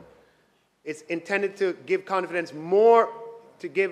investors more confidence in the sector, to provide more capital. And as the government goes out and seeks 100 megawatts of new investment in renewables, this is, Madam Speaker, a fillip, Madam Speaker, to say, look, come in at even lower rates, because the tax is a part of the cost that they bid. Now, Madam Speaker, this is going to have an estimated revenue impact loss of approximately $31 million based on assessment by the Tax Policy Unit, and it will be effective in year of assessment 2023. Now, I just want to say JPS is not an IPP and not an entity that has majority renewables. We want, Madam Speaker, open to discussions at some point in the future of looking at reducing the corporate income tax rate on JPS once we can get the assurance that that in turn will lead to a reduction in the tariff rate to the consumer. You show us that, Madam Speaker, and we'll take a good, hard, serious look at the corporate tax rate for JPS. Madam Speaker, there's been significant public sentiment concerning the custom de minimis value and passenger duty-free allowances. This increased discourse has been fueled by changes in the global macroeconomic environment and increase in e-commerce activities. E-commerce sales are 5.2 trillion around the world, and increased growth is attributable to the convenience, accessibility, and vast product selection offered by e-commerce facilities. And mobile devices, improved internet infrastructure, and secure payment systems have further fueled the expansion of e-commerce, adding to the increased usage. Increasing the de minimis value on imported goods will facilitate access to a wider variety of goods to local consumers and will facilitate more activity in the local economy by way of intermediaries and shipping companies eager to capitalize and increase activities. Madam Speaker, the shipping and logistics subsector, which has benefited from the growth of e-commerce, providing direct and indirect benefits to the economy, an increase to the de minimis value of imported goods could potentially result in further growth of that subsector, resulting in productivity, labor, and revenue gains. Madam Speaker, the de minimis value represents a minimum value and or a minimum amount for which no duties and taxes will be collected because it would not be considered economically feasible or productive efficient to collect those items, taxes on those items below this threshold. The House and the public, Madam Speaker, should be aware that items valued at less than $100 currently account for less than 0.5% of the overall share of fees and charges collected by the Jamaica Customs Agency on imports, but accounts for almost 20% of total declarations processed for imports. So, all the declarations for a year, 20% of them are below $100, but they only generate 0.5% of revenue. It takes resources, Madam Speaker, to focus on that. Only delivering 0.5, where what we should focus on is a 99.5%, Madam Speaker. So, Madam Speaker, for items less than $100, there's a huge disparity between the large volume shipments processed and the relatively small amount of revenue collected on those shipments. Increasing the de minimis value for imported cargo should increase administrative efficiency and productivity, allowing for redirection of resources on higher value items. Effective April 2024, Madam Speaker, I was waiting on the new Customs Act to be passed to do it as a part of that, Madam Speaker, but we're waiting on it to produce. Can't wait anymore. The people can't wait anymore. So effective April, Madam Speaker, the de minimis value for imported goods will be increased from $50 US dollars to $100 US. This is expected to cost $864 million. Madam Speaker, for every category of revenues, you always have to balance revenue yield with administrative burden of realizing that yield. We also took at the consequential impact of making significant changes. With increasing passenger inflows into our country, our airports sometimes get congested. They get crowded, especially in the high season. It can take time to make one's way through the lines, including the line to clear customs, if there are no goods to declare. This is not the fault of the customs officers who are just doing their jobs. The rules are set by the laws passed in this House. Madam Speaker, we aim to improve productivity and efficiency. So we took a look at the length of these lines and the revenue yield. Madam Speaker, if the passenger duty threshold for personal and household effects was moved from $500 to $1,000, we would lose $331 million, or 0.05% of the overall customs revenue, which is mostly collected at seaports anyway. And with this higher threshold, passengers traveling with dutiable items with a value not exceeding $1,000 would be able to enjoy expedited processing, significantly improving passenger flow through our international airports and providing immeasurable value to the Jamaican experience.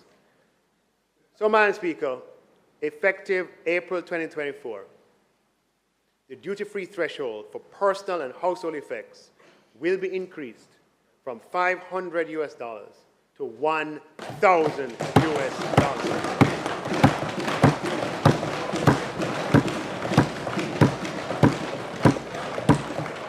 Madam Speaker, fiscal policies, revenue and expenditure measures. These are measures that we're using to benefit the Jamaican people, to allow a better experience, and to also lead to administrative ease. Madam Speaker, the current standard rate of general consumption tax, or GCT, charged on imported raw foodstuff. Madam Speaker, sorry, there is a standard rate of GCT on imported raw foods, like vegetables. But there's no GCT charge on domestic raw foods. The intention of the policy at the time was to bolster domestic production and act as a safeguard for domestic industries and markets. There's duty, however, on imported raw foods. Unfortunately, Madam Speaker, this policy could be interpreted as government-sponsored protectionism and distorting competition between markets. While the government remains committed to supporting domestic agricultural production, Jamaica is also obligated under the conditions of obligated to the conditions set out by virtue of our membership in the WTO, and based on the national treatment principle set out in the General Agreement on Trade and Tariff, GATT, Jamaica is categorically, and I say categorically, not permitted to implement policies or measures that are designed to protect domestic products.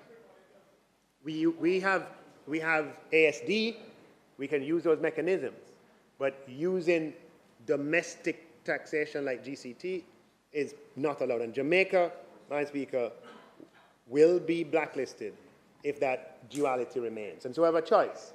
Either we do it on local or we take it off of foreign. Madam Speaker,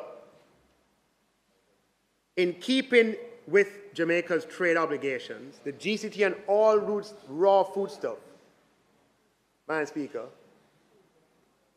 imported, Madam Speaker, or domestic will be removed.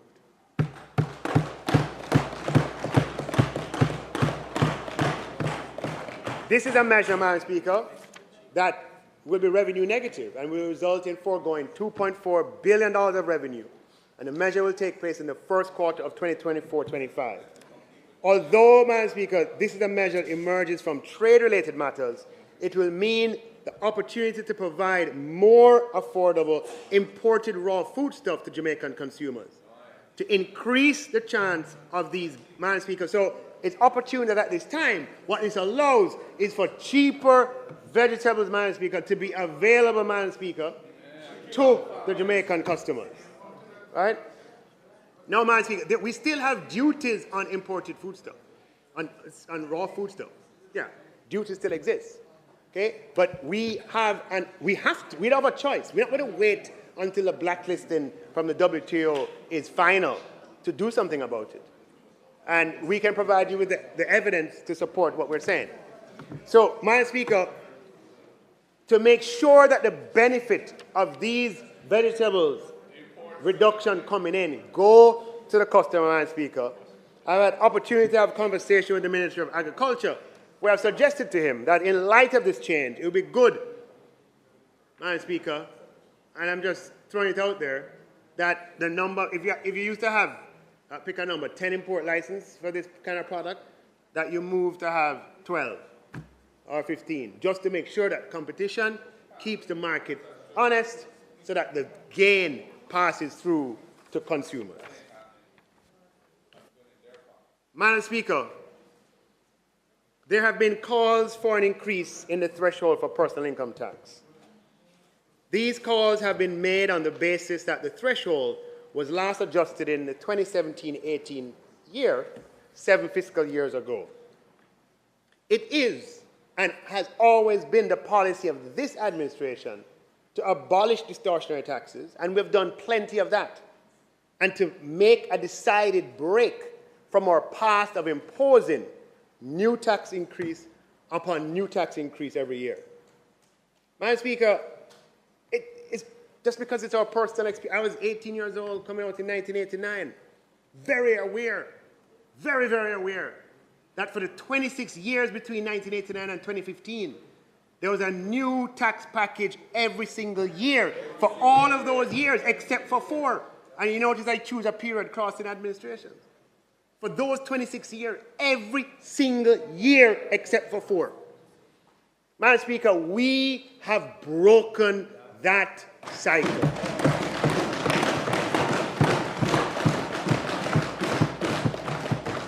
Madam Speaker, I'm not finished my speech yet. But so far, we have had 6 consecutive years of no new taxes. Do I hear 7? Anyone? Do I hear 7? Well, I'm not done yet. Madam Speaker, in addition, Manayard Audley Shaw dramatically increased the tax threshold in 2016-17 and 2017-18. He phased it in, and he presided over a transition from direct to indirect. Madam Speaker, was revenue neutral. Madam Speaker, there were no net new taxes. So this would be the 9th year of no net new taxes. Madam Speaker, raising the income tax threshold is the policy of this government.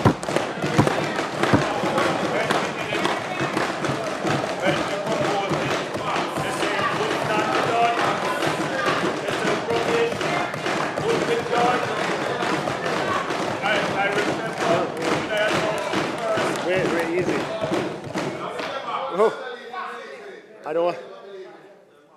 Now, we did it, Madam Speaker, sustainably before, and we'll do it in a way that is sustainable again. Now, Madam Speaker, we've run the numbers, and I wanted to share, because we're having this conversation without the cost and the numbers. It don't make sense to have a conversation without cost. Yeah? When you hear me talk about the threshold, I talk with costs. Right?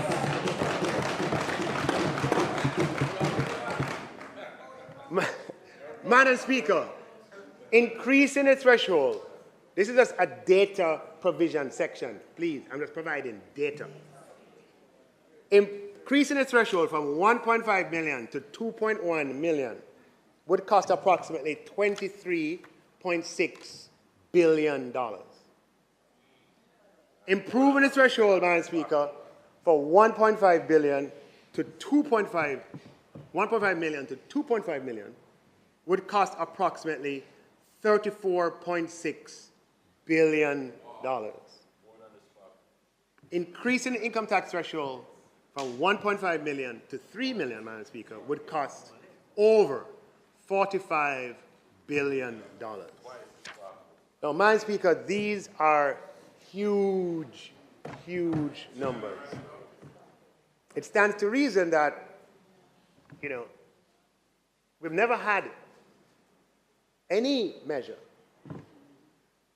any single measure, Madam Speaker, that results in a net reduction, meaning that you give up taxes of that magnitude. When we increased the tax threshold from 592,800 to 1.5 million, as I mentioned earlier, it was done in a revenue neutral way. And, Madam Speaker, though what is often forgotten is that social spending was materially increased, as documented in IMF reports at the time, which anybody who cares to look can see, that nearly 0.8%, nearly 1% of GDP at the time in social, go back and look at it. I don't want to quote it and get it wrong. But it was a material increase in social spending.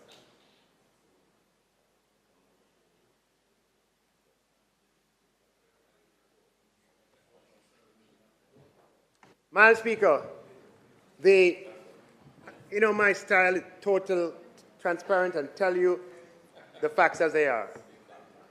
The Financial Audit and Administration Act requires that Jamaica pursue a fiscal balance, meaning the difference between revenues and expenditure each year that is derived from a formula written into the law, which produces a result for that year consistent with the debt target that's set in the law.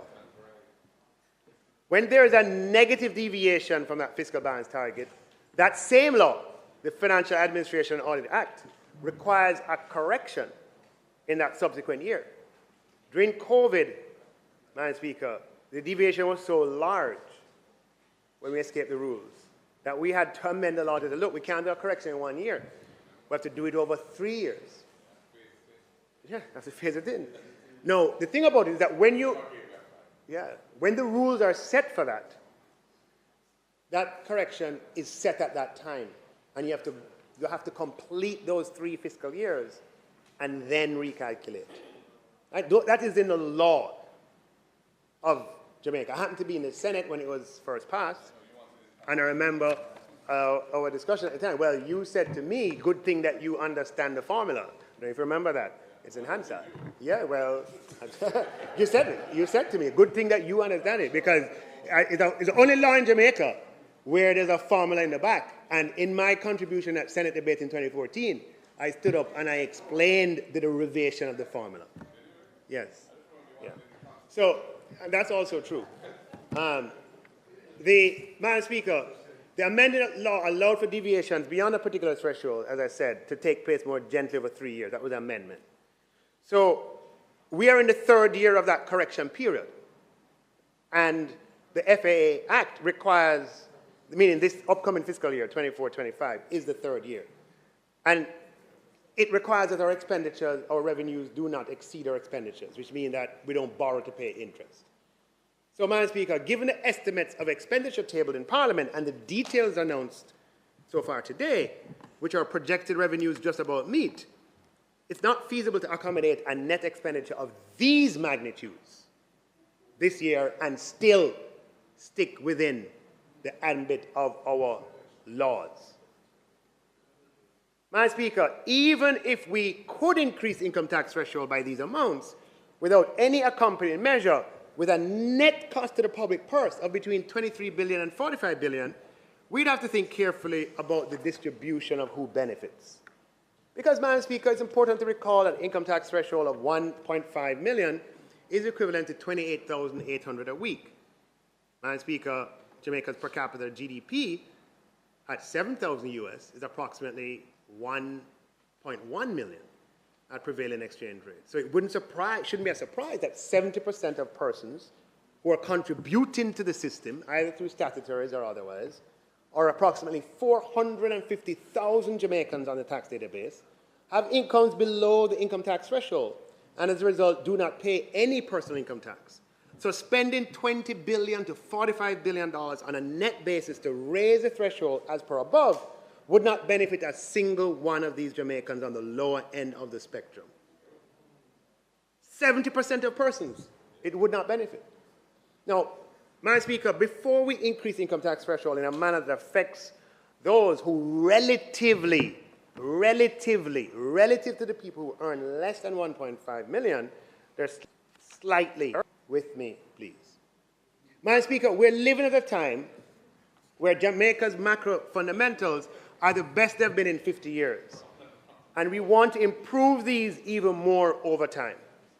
We pursue these objectives in the people's interest, and we want to make sure that they benefit from this profound improvement in Jamaica's circumstances. Madam Speaker, as a member of Parliament, I'm acutely aware of the fact that many hardworking Jamaicans who retired over the past few decades and have been on pension since then have had their pensions eroded by the chronic macroeconomic instability over most, if not all, of that period. They look on now and they see that we are turning the corner and conditions of pay and service in the public service are much better than in their time. Madam Speaker, the instability of that period wasn't that individual's fault, but they surely have paid a high cost for it. This had led to, for example, various persons across society advocating for the linking of pensions of certain high offices to the salary of the current office holder. And I'm not just thinking about the judiciary. I've gotten letters from on behalf of other high office holders who are making the same recommendation. And what people are trying to do is to insulate themselves, in part. But Madam Speaker, I've opined that it would be completely unsustainable to do that. And it would be an unwise course of action. We couldn't afford it at its logical conclusion. The real solution, Madam Speaker, is to ensure that Jamaica's fiscal policy framework is sustainable and the central bank is independent and charged to pursue low and stable inflation. This framework preserves purchasing power, Madam Speaker, and if we do this, those who are retiring now and those who will retire in the future will have a much better experience than those who retired before. However, Madam Speaker, we cannot be immune to the circumstances of these pensioners as they look around and see the skyscrapers going up, which didn't happen during their time, and other signs of economic buoyancy. It is important that they know that they're not left behind. Madam Speaker, this House is asked to note that the following exemptions apply to those in receipt of a pension. Individuals under 55 years of age receiving a pension from an approved statutory pension scheme or an approved superannuation scheme are entitled to a tax exemption of $80,000 restricted to the pension income only. If the pensioner is 55 years and over, the $80,000 tax exemption can also be applied to the other sources of income. This is known as a pension exemption. Madam Speaker, this threshold was last adjusted in 2009. So as we go talking about the rest of the society, it was 2016-17, you have these people, their exemption was last done in 2009. There are people who, on fixed incomes, retired during periods of instability, are having it hard because their pensions were based on small salaries and are low. And we have a threshold that's been placed from 2009. We must adjust this first. Equity demands that.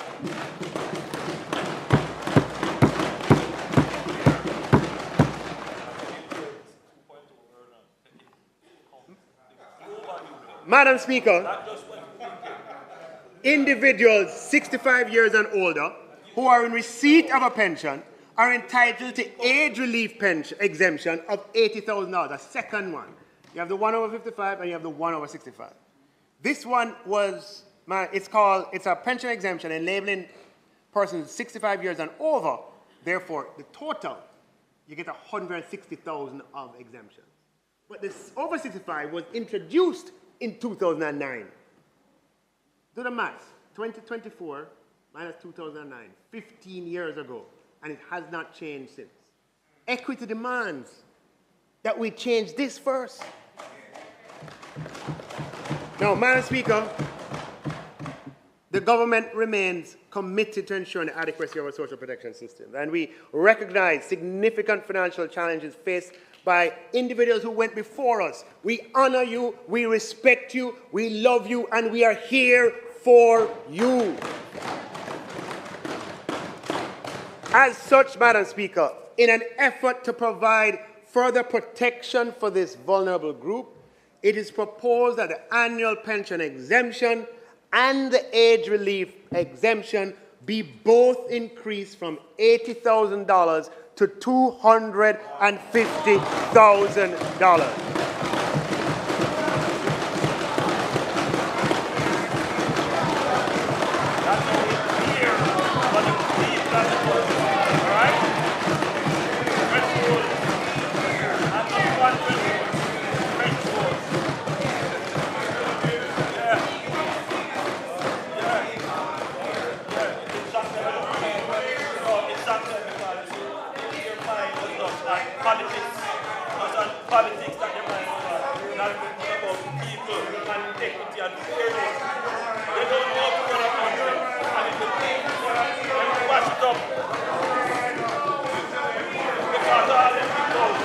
politics.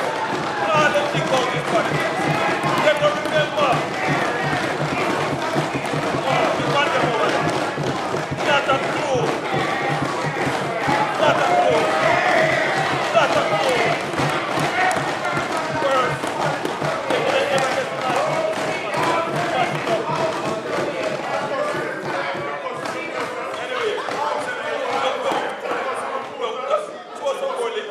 So, Madam Speaker,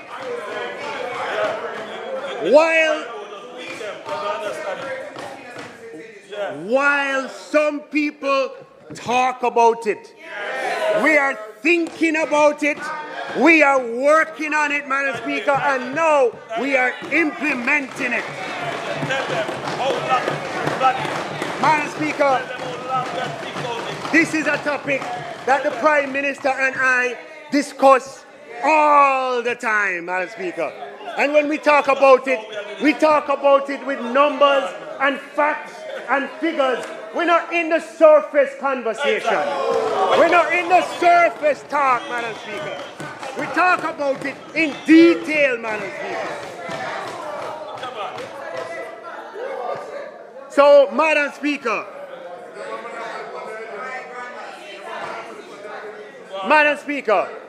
the pensioner.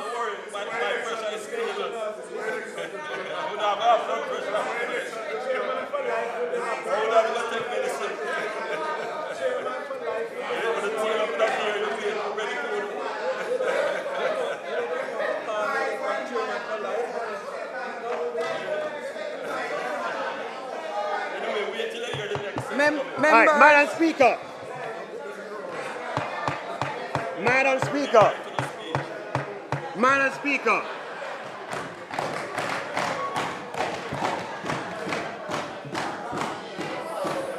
Madam Speaker, the pensioner aged 65 years and over will now enjoy a total income tax threshold of the as of now, 1.5 million plus the 250,000 plus the 250,000, Madam Speaker, for a total income tax threshold of $2,176, Madam Speaker.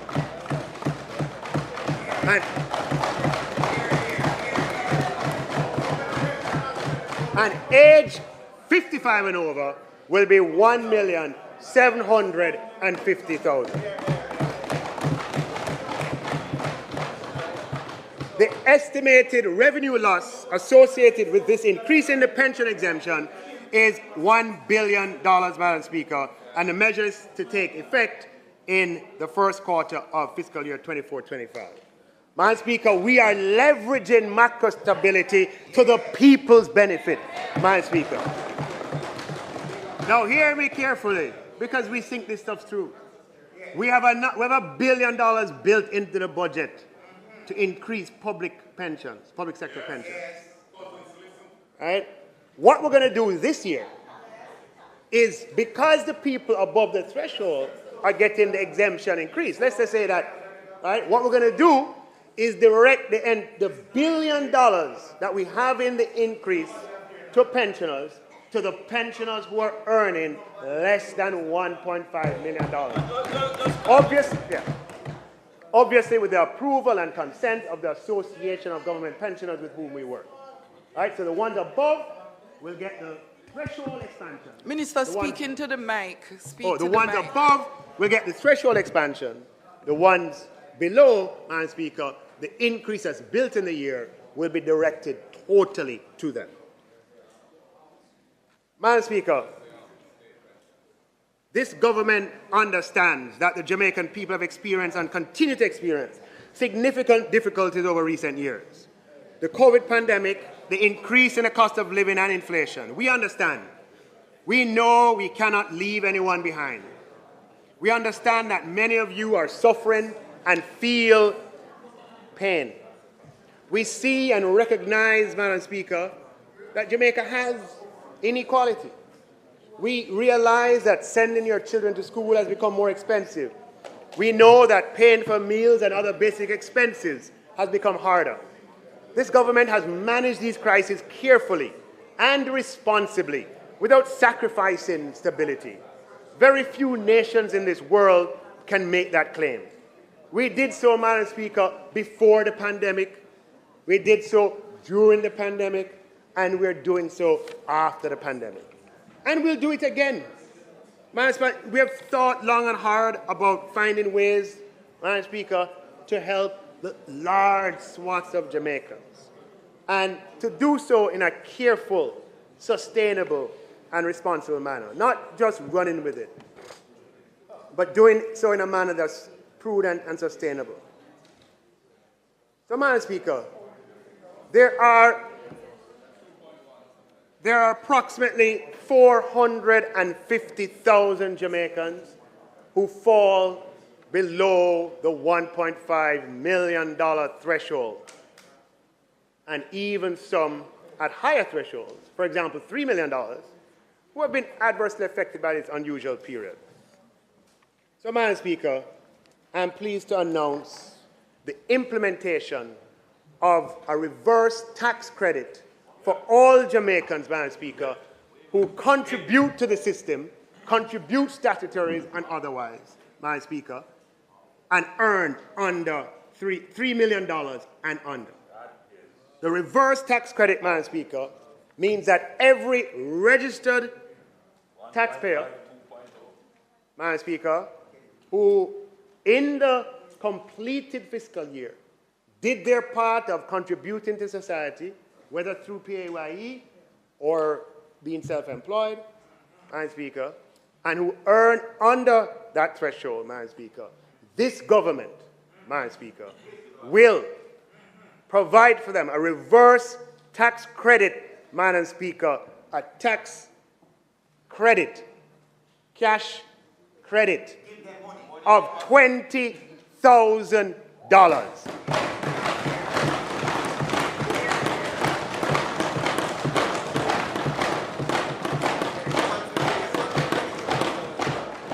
Madam Speaker, we have a total of 570,000 Jamaicans today who contribute to the Jamaican society through statutory deductions and some through personal income tax who will benefit from this measure. Madam Speaker, the cost of this program is $11.4 billion, and we consider this money very well spent. Reverse tax credits, Madam Speaker, are not new. They exist in other countries. It never existed before in Jamaica, but we are going to put it in place.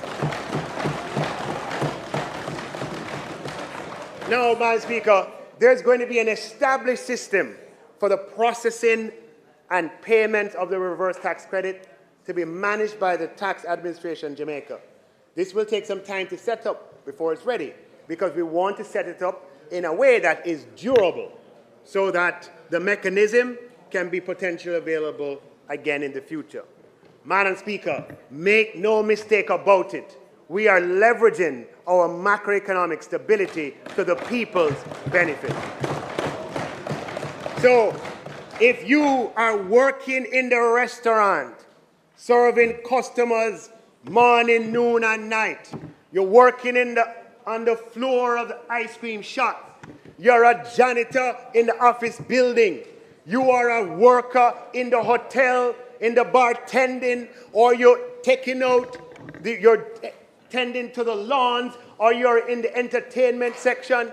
If you are, Madam Speaker, working as a customer service rep in a retail operation or a wholesale operation, if you're working at the BPO, Madam Speaker, if you occupy, if I'm talking to you, any one of the 570,000 persons, what we are saying to you is that the government, Madam Speaker, may not be able to solve everything overnight, but we are listening to you, we are hearing you, we are responding to you, and we are prepared to use creative means that are used in other countries in the world to attend to your circumstances.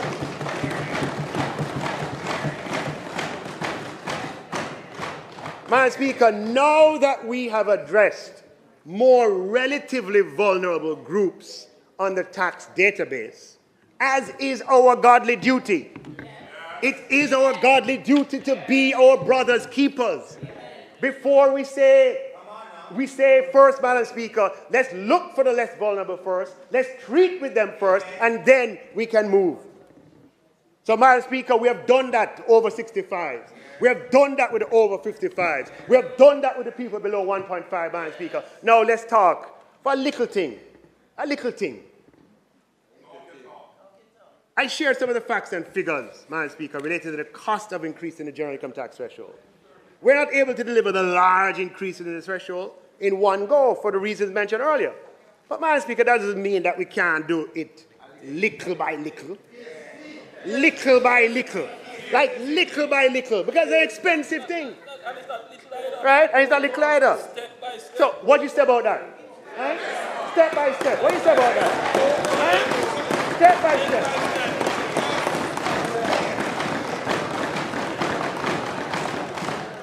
Step by step, Madam Speaker.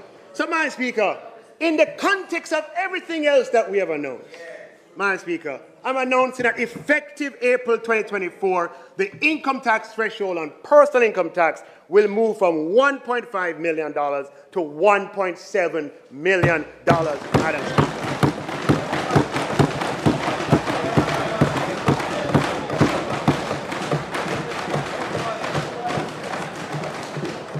Madam Speaker, this will cost approximately $9 billion. So, Madam Speaker,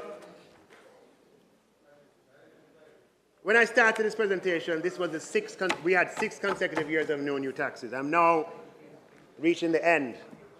And I'm proud to say, Madam Speaker, that this is the 7th consecutive year in which the government has introduced no new taxes.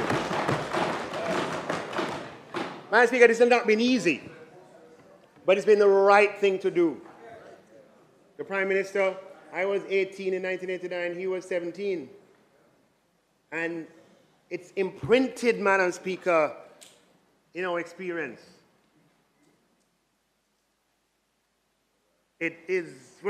Jamaica should never go through that again. Never. Never go back to that again. Never. That is why I'm serving, to make sure that we never, and we know who are the people who can do it, and we know who are the people who have done it, and we know who are the people who could destroy it, and therefore we must never allow that. Never.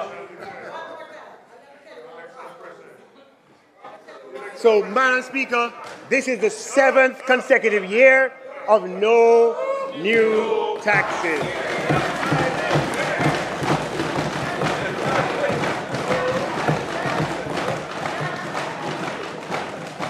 Now, I want you, Madam Speaker, this is not easy, you know.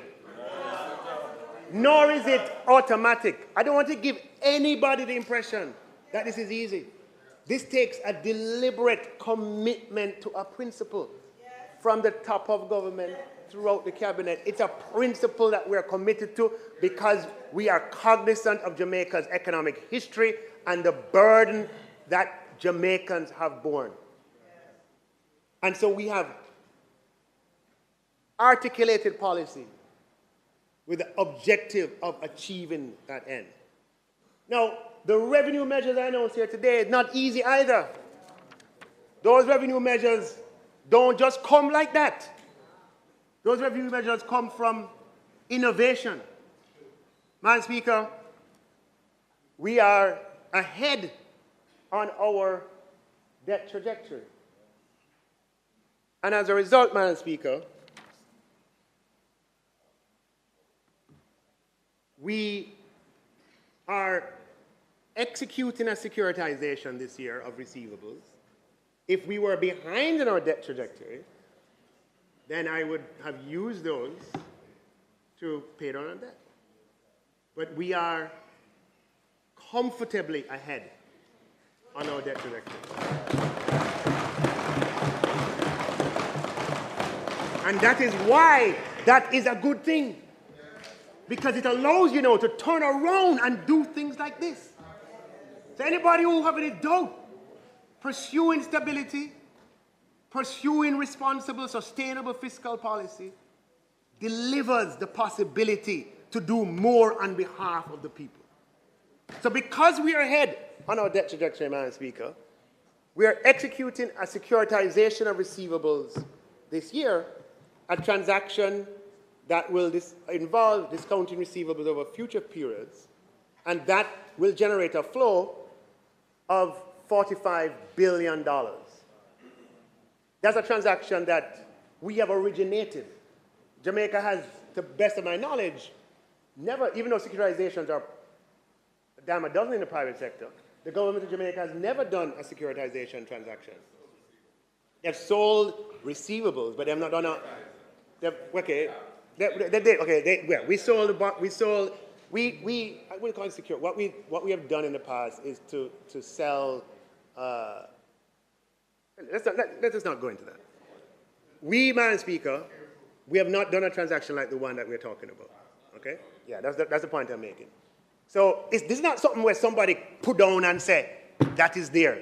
That is something that we have to go look for and find, Madam Speaker. It takes innovation. It takes sweat, Madam Speaker. It takes effort. This is not automatic.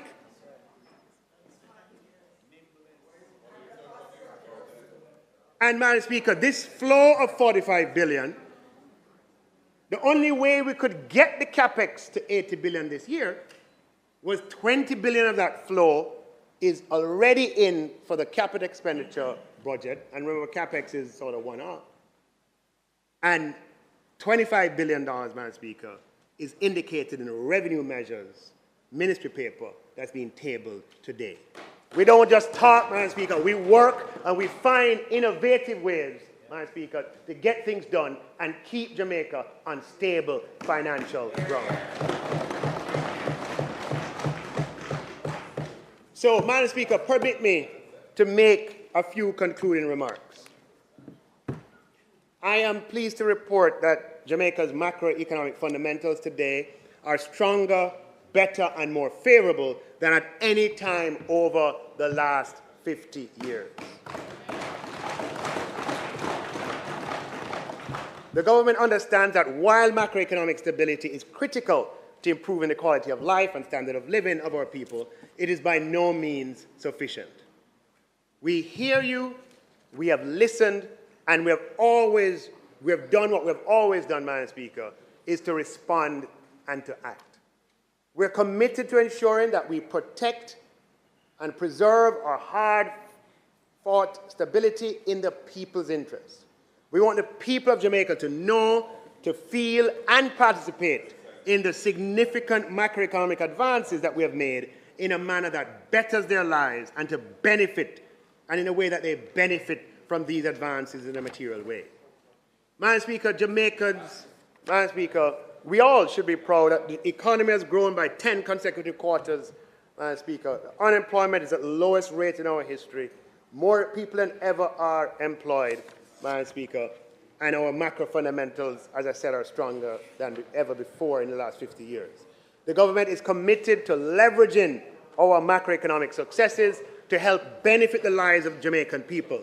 We have our public investment process has projections for public investments over the next 5 years of over $1 trillion. It will be the largest period of public investment in Jamaica. We will implement an unemployment insurance scheme in Jamaica to provide added protection to those who have lost their jobs and a bridge until they find new employment. We have increased public sector employee compensation by over $200 billion in 3 years. We are no longer requiring guarantors for student loans, Madam Speaker. We're working, Madam Speaker, we're on secondary roads, $4.3 billion. We are reducing bus fares over the next 2 years from $100 to $50. We're buying 50 garbage trucks, Madam Speaker, and 100 buses in the same year. We're building 4 hospitals at the same time at a cost of $11.5 billion. Madam Speaker, we are investing in the Spark program, $20 billion program this year to construct and to rehabilitate roads. We are building divisional headquarters for the police. We are spending money on improving highways, Madam Speaker. And as far as our revenue measures are concerned, we're using policy to meet the needs of the Jamaican people. We're increasing the threshold on import duty for personal items and household effects, Madam Speaker, and the de minimis threshold from $500 to $1,000 and $50 to $100 respectively. Removing the GCT and imported raw stuff, Madam Speaker. Increasing the tax threshold for our pensioners first, 55 years old and age-old exemption, Madam Speaker. We're introducing a reverse tax credit, Madam Speaker, for all those who earn less than $3 million. And, Madam Speaker, we're increasing the income tax threshold from $1.5 million to $1.7 million, Madam Speaker, step by step. And we're doing all of this, Madam Speaker, in the context of not introducing any new taxes for the 7th year in a row.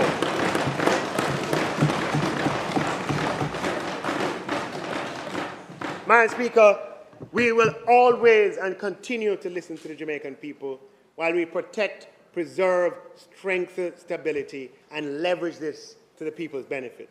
Madam Speaker, it's an honor and privilege to serve the people of Jamaica. I have done so with all my strength and capability, and because I believe that we are a people of destiny with a message for the world.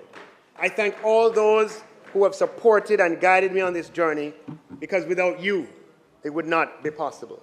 And I continue to ask for God's guidance and favor and blessings as we seek together to improve the quality of life for all Jamaicans and make our country a better, safer, and stronger place. I thank you, Madam Speaker.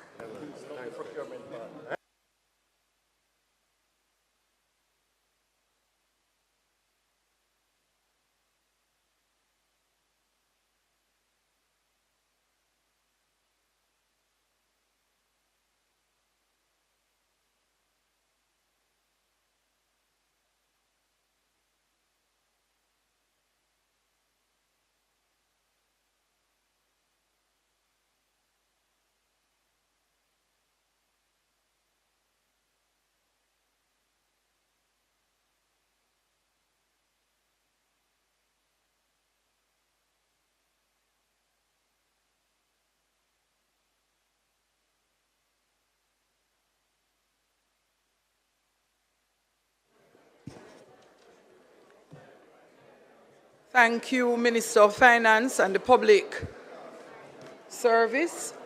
House Leader.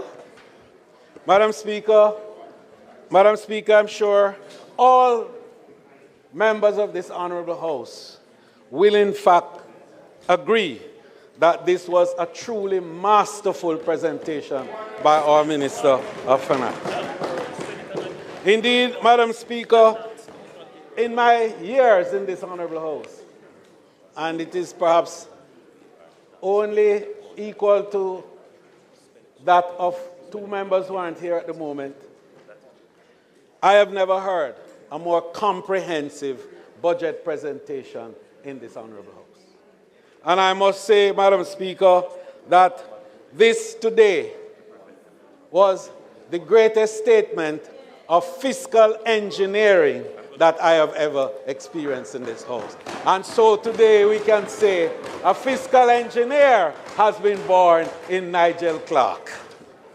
Madam Speaker, I beg to move before I move for the suspension of the debate for the recommittal of the item announcement in order for the ministry paper with the tax measures for this year to be tabled. May it please you, Madam Speaker. Thanks, House Leader. Those in favor? Those against? The ayes have it.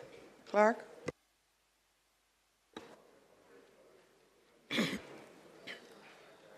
Also laid on the table of the House today are copies of Ministry Paper number 11 of 2024, entitled Revenue Measures for Financial Year 2024, 2025. House Leader. Madam Speaker, I now beg to move that the debate on the bill be suspended until Thursday, March 14th, 2024, when the opposition spokesman on finance, Mr. Julian Robinson, will make his presentation to the debate. The question is that the debate be suspended until Thursday, March 14th at 2 p.m. Those in favor? Those against? The ayes have it. Madam Speaker, it is not intended to do any further business for today. I therefore beg to move that this Honorable House be adjourned until Thursday, March 14th at 2 p.m. at the George William Gordon House. May it please you, Madam Speaker. Thank you, House Leader. House, the question is that this Honorable House do now adjourn until Thursday, March 14th, 2024 at 2 p.m. Those in favor? Aye. Those against? The ayes have it. This Honorable House now stands adjourned.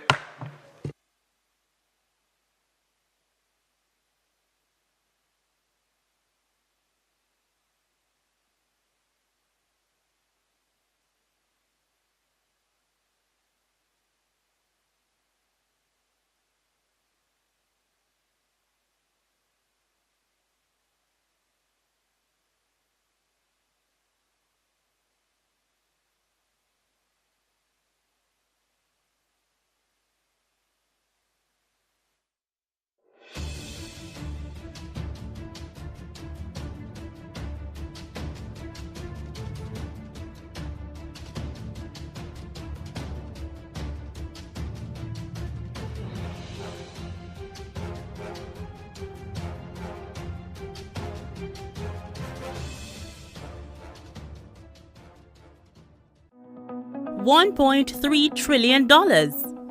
That's the figure budgeted for the fiscal year 2024-2025, which begins on April 1. The national budget is everybody's business because it impacts every Jamaican.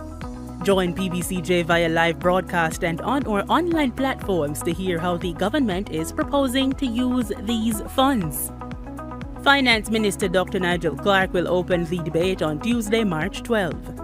Shadow Finance Minister Julian Robinson will have his say on Thursday, March 14. Opposition Leader Mark Golding will make his contribution on Tuesday, March 19. Prime Minister Andrew Holness will speak on Thursday, March 21, and on Tuesday, March 26, the Finance Minister will close the budget debate. It's your money, our money, the nation's money. PBCJ, the People's Station, bringing you the 2024-2025 budget debates live.